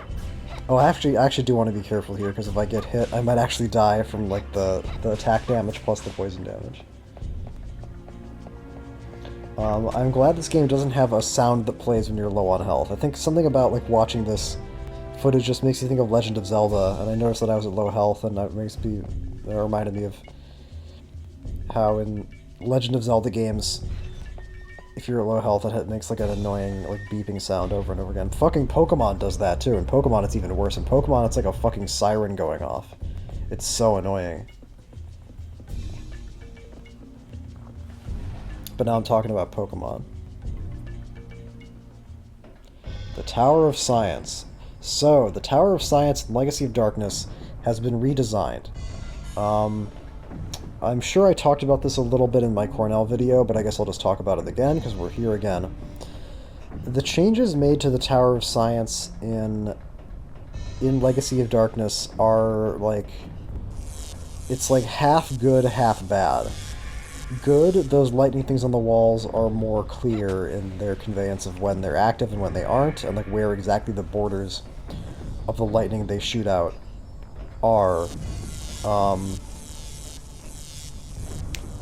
So this whole first section of the Tower of Science is basically the same as it is in C64, and I don't really like it. I get it. You know, if you're gonna have like an industrial, like factory level in a platforming game, like obviously there's going to be conveyor belts that push you around, right, to fuck with you. But I had really kind of been hoping that I'd seen the last of that in fucking Castlevania 3. With the fucking water currents that push you around. And fucking 6B and 9.4. But here they are again. And that is kind of my fault. But I also... That was very annoying because... Like, usually when I play this level, I'll, like, wait in front of these little openings, like, forever for a box to come through. So there, it was like the one time I decided that I wasn't just gonna like sit and wait, I was gonna go for it, and one of them fucking popped out and hit me. You can die in between the two conveyor belts, by the way, if you fall in there. Okay, it happened again? Is it like proximity activated, or is it on a timer? The other one seemed like it was on a timer. That part's pretty neat at the end, when the conveyor belt is like trying to basically push you off of the edge and you have to like really quickly adjust and run up towards the stairs. That one's pretty cool. But there's a couple like blind corners you have to take during that conveyor belt section, which could result in you walking right into a spiked box you would have had no way of seeing. But now we get into the really different parts of the Tower of Science, and I kind of hate. There's a part in this that I fucking hate. It's not this part. This part's pretty simple. You know, I don't know. Because I'm thinking, I'm comparing the two in my head, and the thing about the Tower of Science in C64... Well, let me just start off with this. The thing about the Tower of Science and Legacy of Darkness is that it's much more, like, strictly delineated in terms of the different areas of the level, and there's all these, like, really tight hallways. I feel like this is one of the tightest hallways in the entire game, which I guess makes it feel different, makes it feel industrial, but, oh god, this. Okay, never mind, it worked out. It happened a couple times back there that if you shoot a fully charged projectile at that turret, sometimes the projectile, like, doesn't know what it's doing, and it tries to curve around behind the turret, but in the process hits the wall and destroys itself. Fortunately there, eventually, it hit what it was supposed to hit, but it took a little bit of time. The C64 Tower of Science is much more spacious, and this is the part that I hate. It's not that bad on Carrie on normal mode, because the barriers stay up and you can slide under even the lower tier of bullets. But on Cornell, you can't slide under the low bullets, and also on hard mode, those barriers get destroyed. So you're just kind of like at the mercy of this like bullet shitstorm that Cornell can only really avoid half of. So that, I'm mentioning all this because, like, I say I hate that part, even though it didn't look that bad just now, because it's not that bad on normal, but on hard mode, it's fucking ridiculous. And I'm sure I'm just gonna, like, eat shit over and over again when I get to that part on hard mode. This part's pretty spacious. This is kind of like what the main room of the C64 Tower of Science is like, where there's just lots of platforms you have to jump around on, and creatures and tanks. No laser cannons, though. There are machine gun turrets, but they are actually almost completely irrelevant because you can just destroy them all from a safe distance, and you never really have to interact with them. So, again, it's another instance of... You know, honestly, if you just cut the machine gun room, I would have absolutely no problem with saying that this is better than the C64 Tower of Science. And to be fair, like, there's more, like, interesting stuff going on here than in the C64 Tower. Like, this bit with the pillars and the laser guns is actually, like, more of a gameplay challenge. Whereas in the Tower of Science and C64, the platforming section that's like this is mostly just dangerous because it's very precise in terms of where the game... exactly how far you have to jump to get on the platforms, or you have to do short, controlled jumps to either grab the edge of the next thin narrow platform or fall on top of it. So it was more of a pure platforming challenge. There, the jumps were a lot easier because they were spaced out in a way that was more natural, but to counterbalance that, there's laser guns shooting at you. And it's faster. So this boss is just like a complete clusterfuck, and I actually hate it on Carrie because it takes a long time. I hate those turrets, the one that I was fighting right there with like the red lines, because I feel like they're almost impossible to approach without taking some damage. If you're just running straight away from them, then it works, but otherwise. So I think my strat here was to actually try to kind of manage the turrets, then like basically play the boss fight how it was intended to be played. Because Cornell can just kind of like waltz into the middle here in dog form and just like kill this thing really fast, because that's just what Cornell does. Carrie has to actually kind of fight it. And I'm surprised I only destroyed one turret and not two. Because I was still getting hit there, but this is where the cross comes in handy actually, because the cross, if you throw the cross at the crystal, the cross will also like zoom around and destroy a bunch of destroy turrets too, so the cross is uniquely useful there in a way that no other sub-weapon would be. Although, where the fuck did that projectile go? It just like zoomed up into the sky and disappeared. The holy water might be really good there if it actually like hits the crystal and like does full damage, because the crystal doesn't move. But For all I know, the crystal's like floating and it's too high up for Holy Water to hit or something.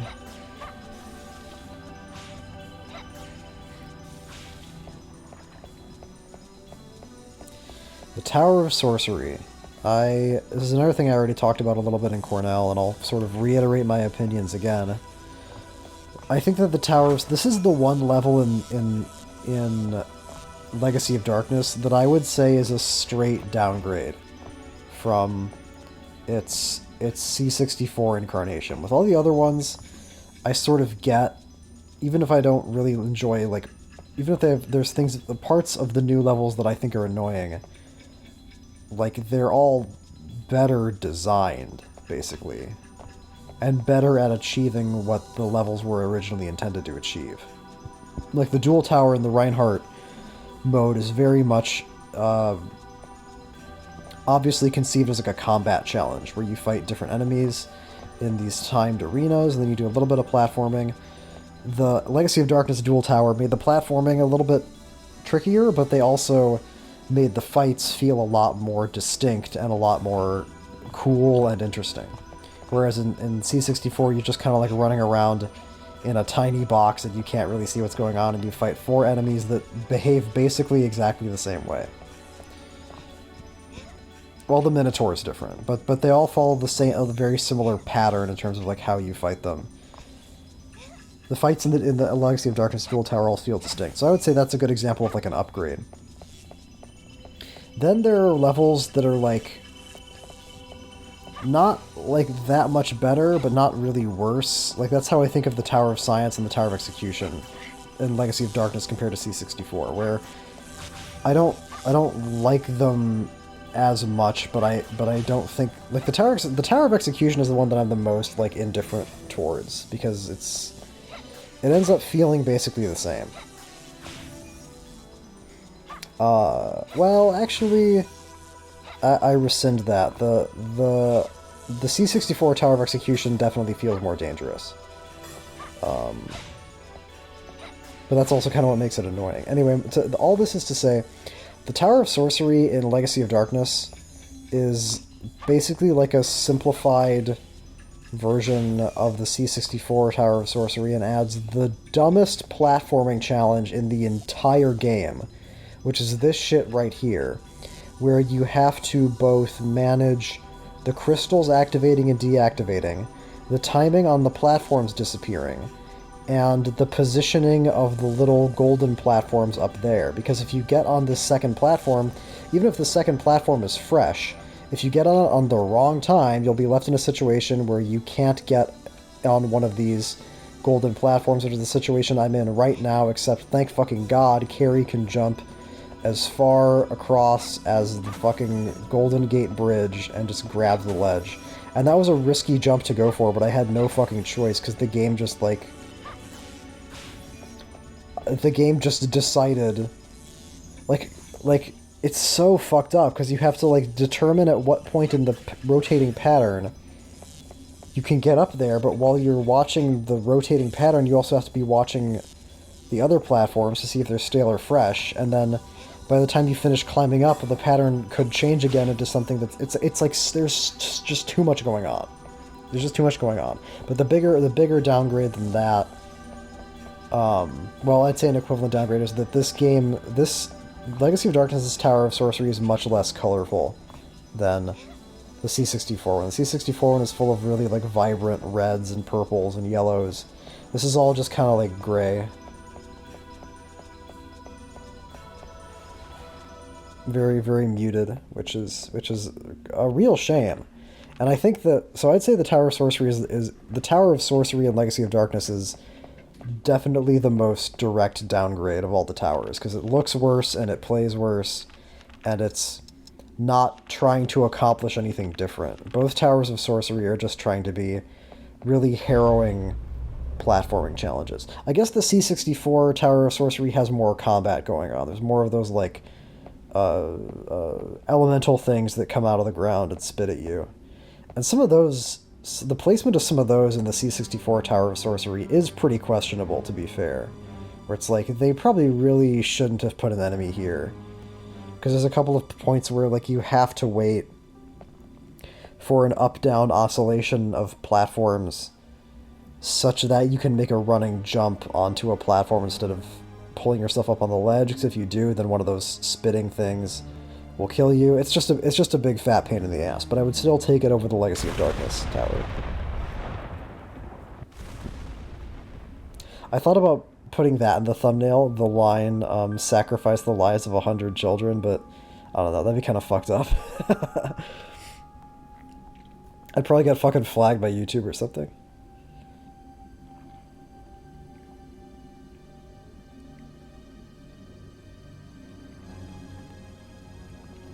I put quotes from the game in the thumbnails for the first Castlevania 64 video I did, and then for the Henry mode video, and I kind of wanted to do that with more of them, but I didn't. Because I forgot, I think I forgot that I wanted to do that when I sat down to make the thumbnails.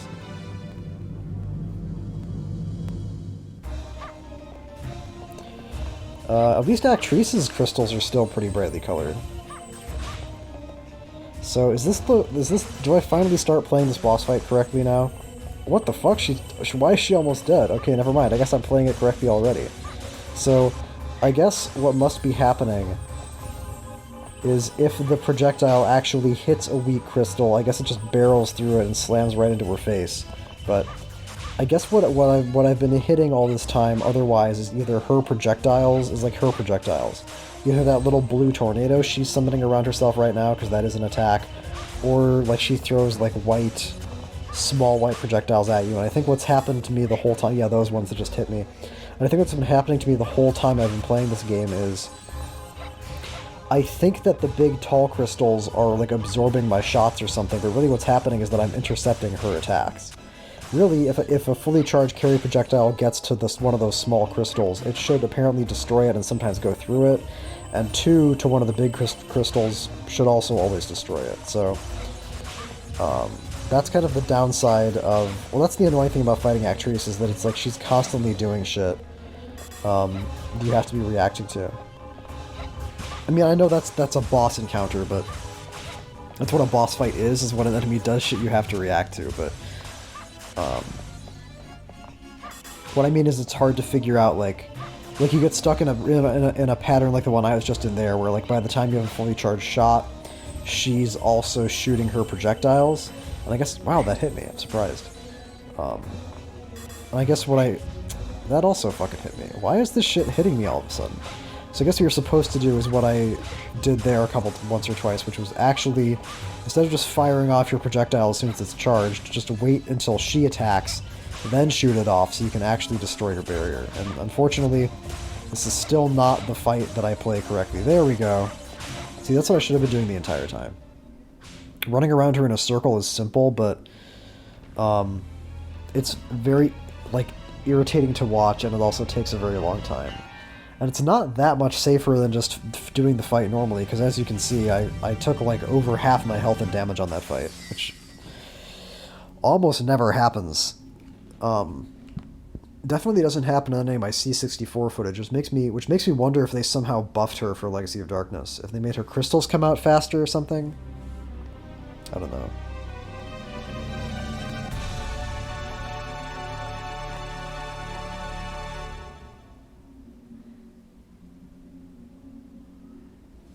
This always happens. Whenever this cutscene comes on, I always like fucking alt tab or like go AFK or something, and then there's like these awkward little pause in the time I'm back. You can pretend it's Carrie pondering her destiny.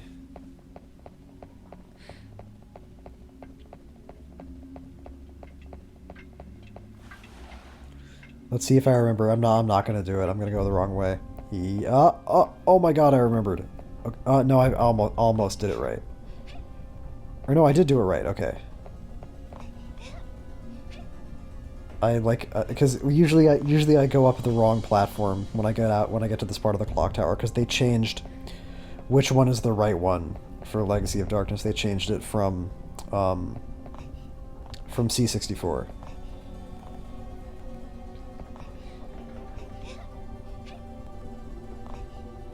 The clock tower is another like side grade level for me, where it's like I didn't really have any problems with the old clock tower, and I don't. My only problem with the new clock tower is that I think it goes on for too long. But the clock tower in C64 feels unfinished, so it's also... It's like one's too long, one is too short, kind of.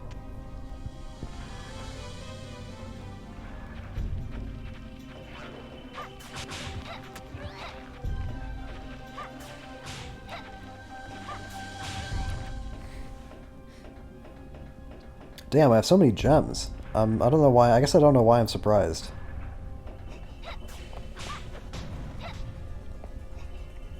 I should have been using them way more aggressively on the Actress fight. Although I'm probably hoarding them because... I don't know how extensively I'd practiced the third phase Dracula fight. I don't know if I'd... There's no way this is like the first Carrie Legacy of Darkness run I did. I'm sure I did a practice run before this. At least one. Which, I guess I should say, like, the practice... Usually when I play these games, there's a period of like practicing, and then there's a period of actually recording. And the practice period for Legacy of Darkness is very, very brief because it's like I've already done this. Like what would be and the problem is the things that trip you up in this game aren't really things you can. They never feel like things you can practice for. They just feel like weird random shit happening that kills you.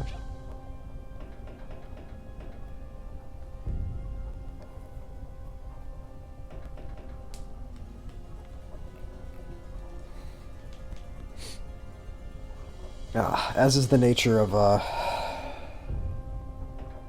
insta-kill platforming.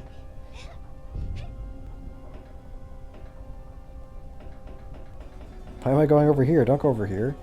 Or no, okay, never mind. I should go over here. See, old me knows this game better than I do. That was cutting it kind of close. I knew that was too late before I even made the jump. I was actually a little bit worried there. Although, I'm watching this footage of a recorded Deathless run, so obviously I don't know what I'm worried about. I was worried instinctually, okay, because I'm reliving the experience of playing the game.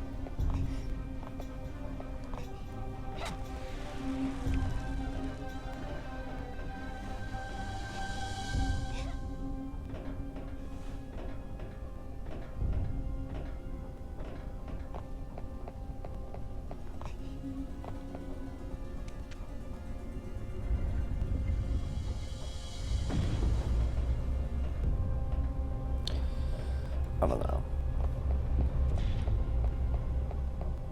Give some context for that I don't know, Shovatar. I'm thinking about if I didn't... No, this is fine. This footage is fine.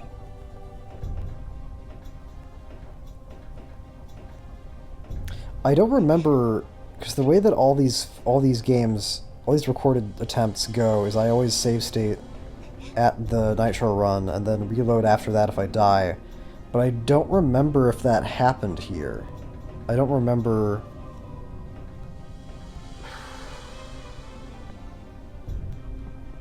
I feel like I would remember if I didn't die. So I probably did die, and I probably just died to the Nitro run. Because that's just what fucking happens to me in this game.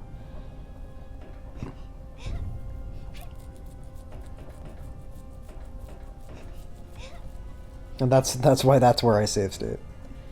It also happens to be at the halfway point of the run, so it feels a little bit more... Because I don't want to go, like...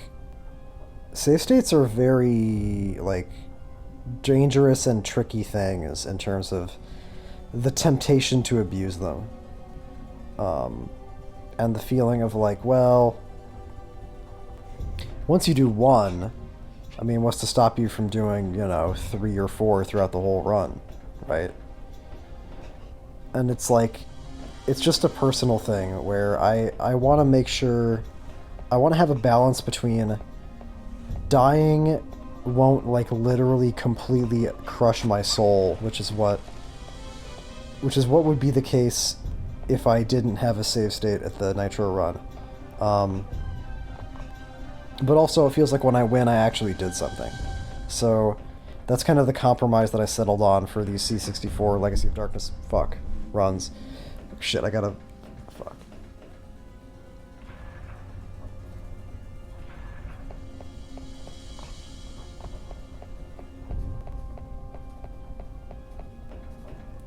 I hit my microphone with my knee. So I had to write down the timestamp to make sure that I went back and got rid of it. I'm kind of seated in a very awkward position. Because usually the problem I have is that I want to lean back in this chair, but when I do, I lean too far away from the microphone. So the microphone is like really, really far extended, like the microphone arm's extended like all the way towards me. And it means that if I stay leaned back in this chair, I'm at an acceptable distance from my microphone. But it also means that now I have to worry about things like my leg bumping the microphone arm. And it means if I want to lean forward, then my face is gonna smack right into it.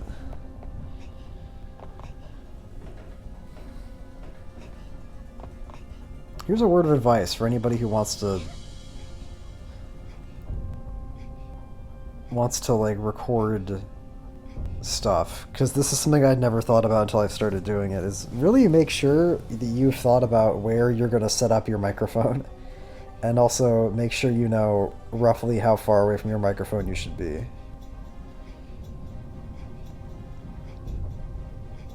Because I actually still don't have an optimal setup for mine.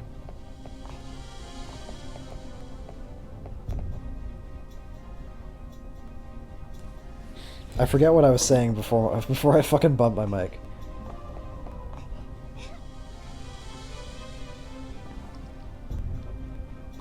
I actually completely lost my train of thought.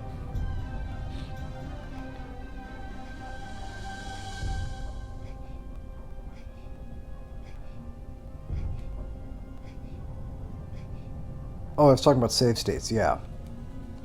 Yeah, making sure that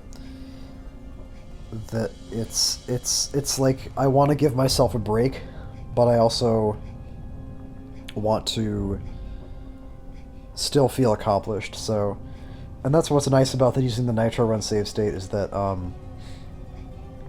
it creates these 2 like hour-long chunks, which is about as long as I would want like a deathless run of a game to be. Unless it's like a game that's easy to do deathless, like any of the GBA or DS games.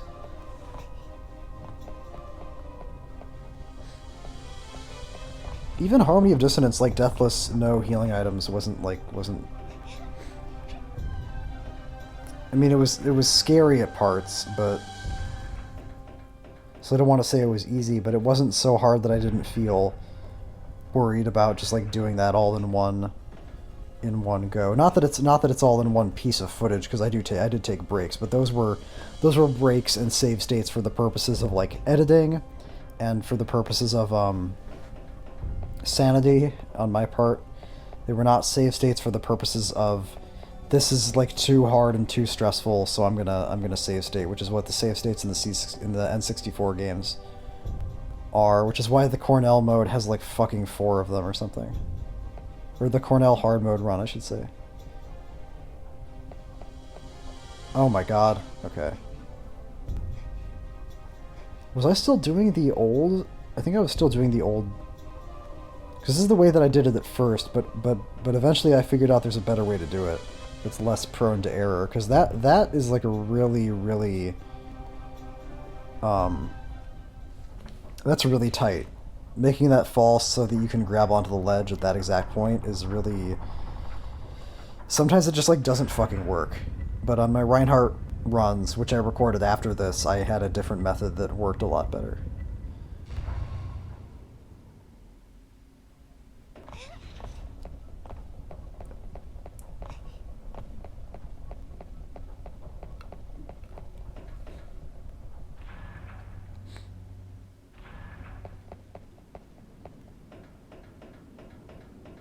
If I ever upload like a run that's like really heavily save stated, or it's like, or if it feels a little bit more, I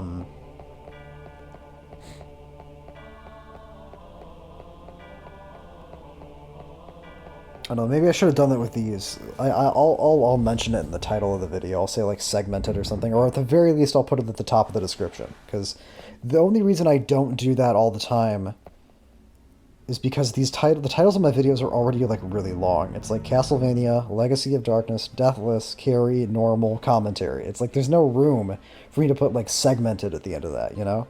So I have to just mention it I have to either like mention it in the description or mention it in the actual voice commentary. And I don't know if anybody even cares besides me, you know? Excuse me. It's a personal pride thing.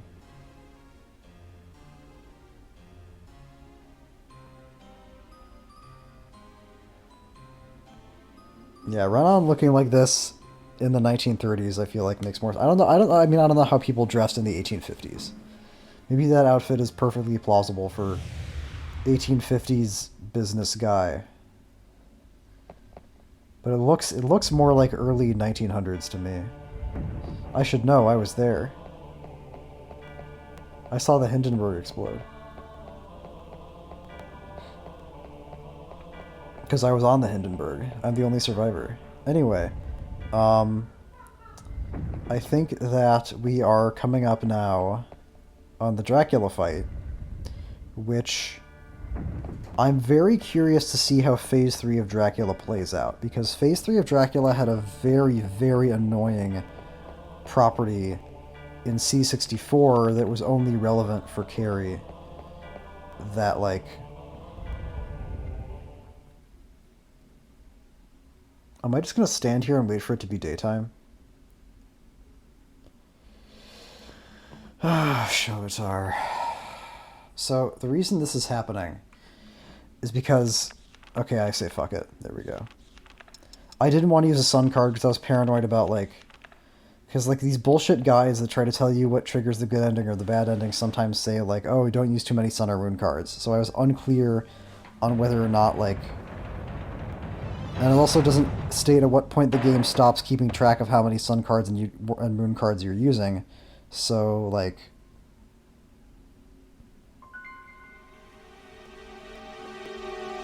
What am I looking at?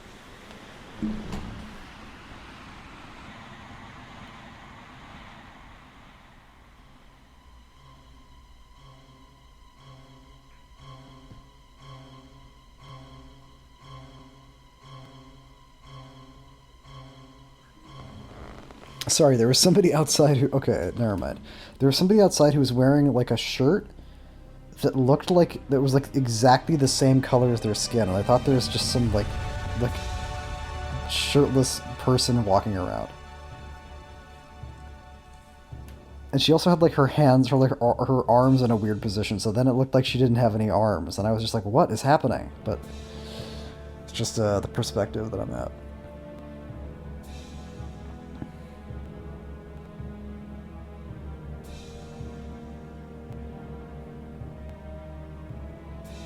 Not that I make a habit of staring at women, you know, out of this window. That would be, you know. Although it's a victimless crime, ultimately. Anyway, let me steer hard right away from this topic. The Dracula fight, Phase 1 and Phase 2, should be just as smooth on Carrie in Legacy of Darkness as they are in C64. There's a weird property of Phase 3 that I'm curious to see, which will be hard to describe until we get there, so I'll hold off on elaborating on that until then. For now, I'll just say that the Dracula fight in Legacy of Darkness, Phase 1 and 2, is basically just like... It's just the same fight, but with a better camera. So it's a better fight. Actually, I was waiting for daytime because I'm almost certain Dracula's health changes in the daytime. I feel like I'm almost sure he takes more damage during day. If not, he should. Because that would be thematically...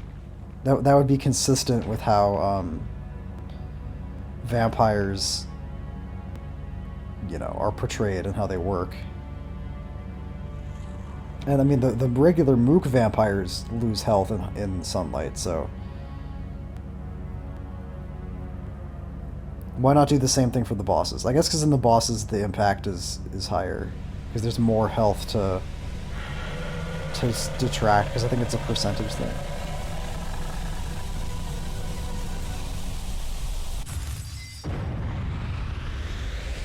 I don't know, I was pretty sure I noticed a difference. I was pretty sure there was a point in time where, like, I was fighting Dracula and it was nighttime and I was like, oh, I'm not doing as much damage as I feel like I should be doing. And I think it was a day and night thing. And if I'm wrong, then whatever.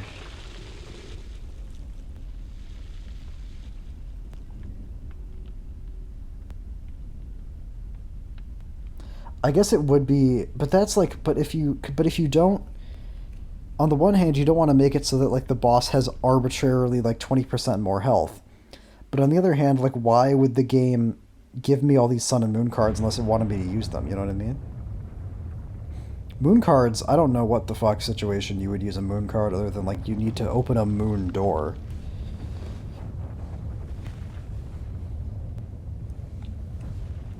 Moon cards I don't get at all. Sun cards I feel like should have some powerful utility. I mean, unless they're only meant to be used to open up like sun and moon doors, which is a little bit, which would be a little bit strange if so, because there's only like what, one of those that Carrie has to open, and then like one that Reinhardt has to open. I mean, I know there's a moon door in level 3, but it's usually nighttime when I get there anyway. I guess if you're not playing at like a experienced player pace, maybe you would get there at a weird time and you'd want a moon card for that. But can you even get any moon cards in the Legacy of Darkness Forest of Silence? I know you can get a sun card and a moon card in the C64 Forest of Silence for use in the castle wall. I don't know if there's either of those in the Legacy of Darkness one because I barely ever played it. What a mystery. Anyway, speaking of mystery, Malice is back. On a horse, and now we're gonna go say hi to him. It's a good thing fake Dracula back there only blew up that part of the castle, and the explosion just kind of ended where the stairs did. That would make more sense. You know, Dracula's castle always has like the Dracula room with the stairs coming out of like that spire, and it always did look a little bit structurally questionable to me.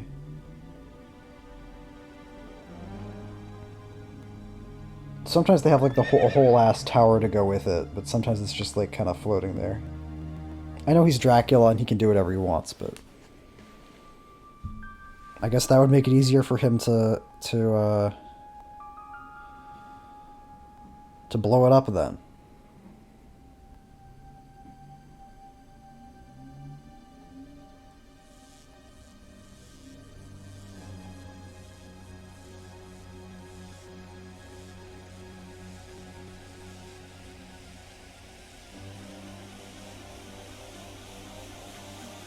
That shot lasted for a long time. I was surprised. Kept on expecting it to cut away, but he's finished powering up.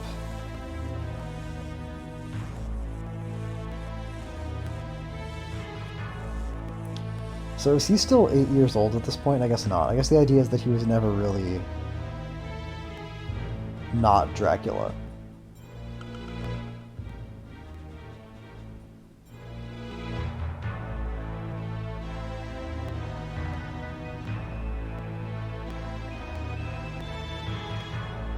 You got like elf ears. Well, I guess lots of vampires in these games have like pointy ears. I just think like elf because he's got like elf hair. I feel like. I mean, well, he's got Sephiroth hair. What he really looks like is Sephiroth, but well, he doesn't quite have Sephiroth hair because Sephiroth's hair I think is crazier in the front. Whatever. It doesn't matter. It doesn't matter. Every time I like make a statement, I feel like I have to qualify it.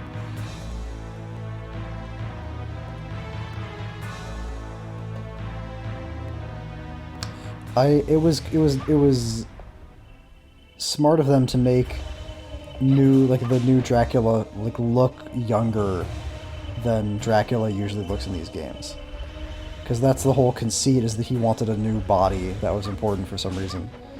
I thought vampires are supposed to have eternal youth though. Maybe they do, but maybe if you're Dracula and you just like keep getting killed by Belmonts over and over again, And then maybe eventually that does take a toll. Because Dracula, and I mean, I know this is an alternate timeline, but Dracula by the 1850s has been through some serious shit. Trevor killed him once, of course. Christopher killed him twice. Simon, that was so strange. The way that attack is supposed to work is that he summons like a little border of fire around you, then summons more fire underneath you while you're inside the fire. But there, because he didn't trap me in the first one and he just kind of like conjured it around himself, I was like confused, and I thought that the second fire gout that he summoned could only exist inside of the borders of the first area of fire he created, but that's not the case. He just summons it right under you. I didn't get that.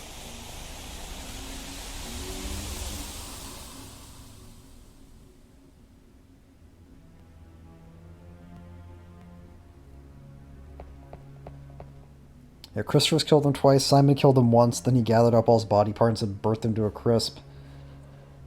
Then Richter killed him once, then Alucard killed him. He's in some bad shape. He's in some bad shape. He's in bad shape.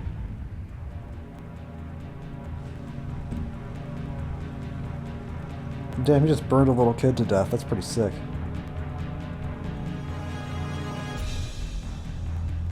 This was a fun moment, because you do, for a moment, you do actually, like, wonder if he actually did just, like, burn a little kid to death. Because Vincent's a little bit goofy, but hey, he knew his shit. He wasn't getting fooled for a second. I like to imagine that he wasn't really sure, he just, like, kind of guessed. It was like, fuck it. Let's see if the kid's Dracula or not. This raises an interesting question, too. Does holy water hurt you in Castlevania if you're not a vampire?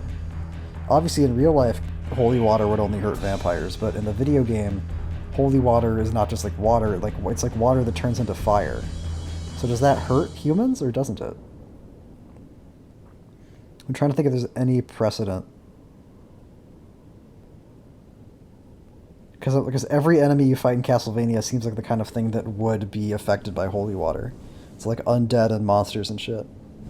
I guess in Belmont's Revenge, Christopher fights his son, but his son's been kind of like possessed by Dracula at that point, so holy water hurting him would make sense. More questions for Igarashi.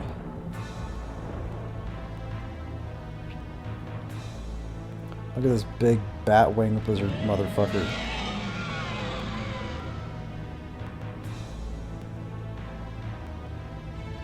Big bat-winged lizard centipede guy.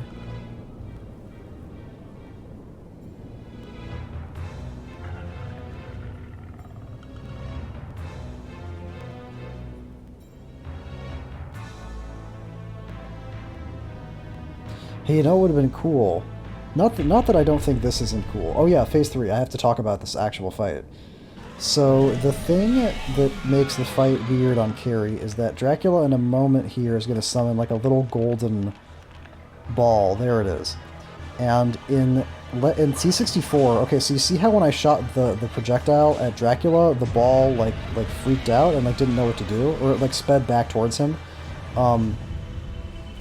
In C64, because her projectile is so much slower, the gold orb always intercepts it.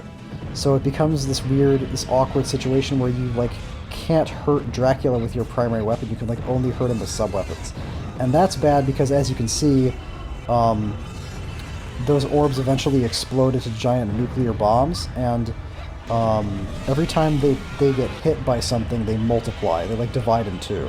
So trying to fight Phase 3 of Dracula in C64 is like you just constantly make more nuke bombs that slowly drift towards you and kill you. Although what's funny is that, if you pay attention, if the nuke bombs drop too close to Dracula, they'll hurt Dracula too. So maybe there's like another strat that would take advantage of that. But this is like one of the biggest upgrades between C64 and Legacy of Darkness is the Phase 3 of Dracula fight, because not only is it much, much easier now, or like much more reasonable on Carrie, but it never does that fucked up glitch that I got all the time in C64, where the camera just like passes out and stops working.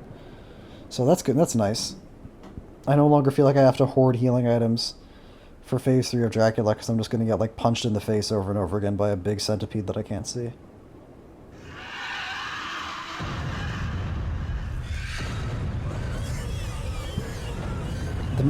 Carrie's magical projectile is actually extra good against Phase 3 of Dracula, because if it happens to swerve off and hit like one of the fire serpents that he summons, then you want that too. Like, you want the fire serpents to be dead anyway, and whatever damage is left on it will still hit Dracula. And then the cross is really good for that same reason.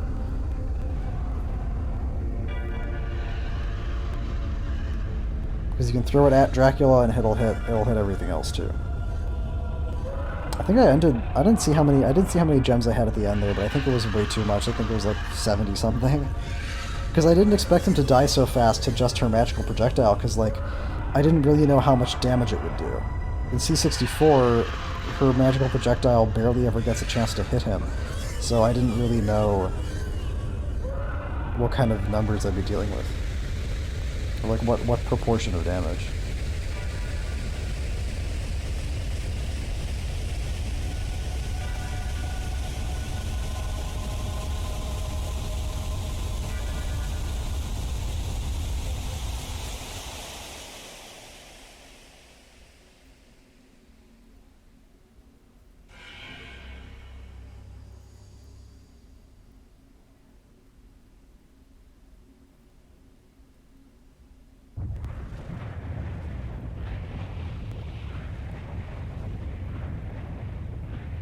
And now the rest of the castle collapses.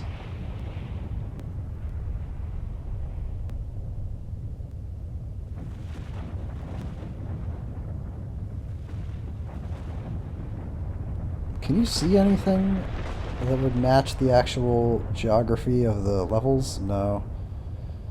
Oh well, that's fine. I'm not picky about that. I was looking for like anything that resembled like the top of the clock, like the flat top of the clock tower, but or like the room of clocks or whatever, but no, it doesn't. The exterior of the castle just like looks like a castle.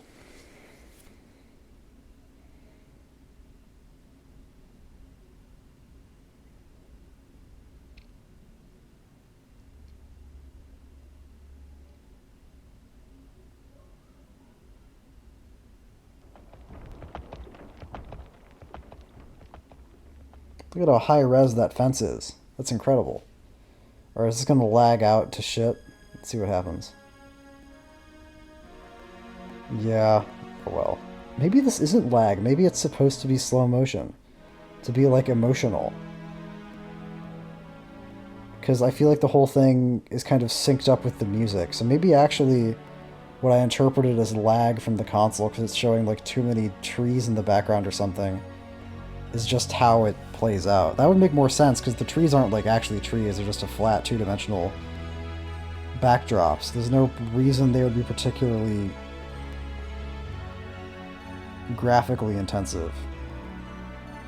So, but it looks like lag. It kind of like feels like lag.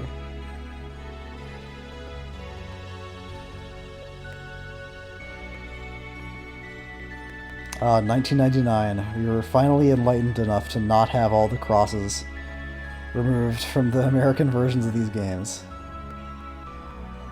It's so ridiculous that that was ever done.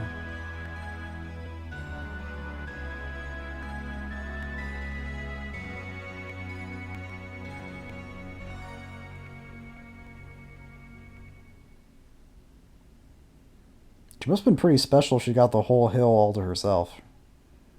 Maybe people don't die that often out here. Maybe there are other graves. Wouldn't you not want to dig graves on a hill, though? Well, at the top of a hill is fine, but if it was on like an incline, I feel like that'd make things awkward. I'm overthinking it again. I like this ending. It's not really like... It matches Carrie as a character. Carrie is more somber and serious and you know, has a little bit more going on. Reinhardt is very much more just like a classic, you know, meathead hero guy, so he gets like the cliche happy ending. Whereas Carrie's is a little bit more complex and bittersweet. So, that's fine.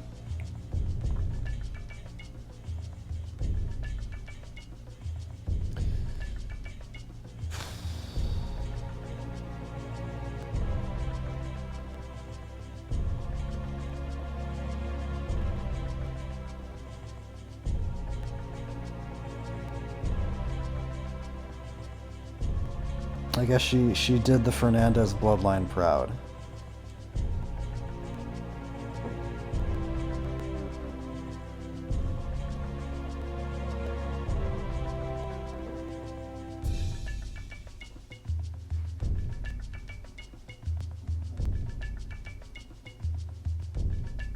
I'm still so curious about this game. Like I wonder if like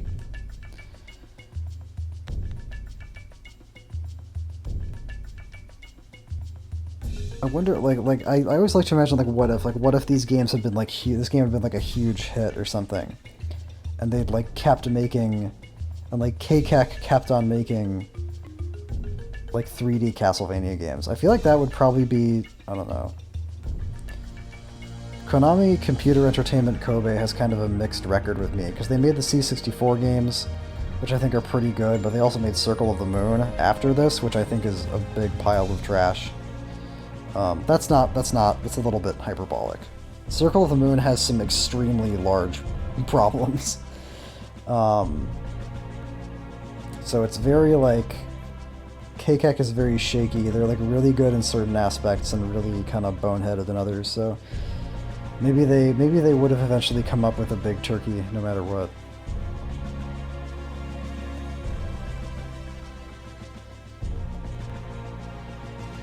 A little bit of a defeatist attitude. I thought about that because I was thinking about a sequel, and in the sequel you would have to say who killed Dracula. Was it Reinhardt or Carrie? You'd have to give the glory to somebody.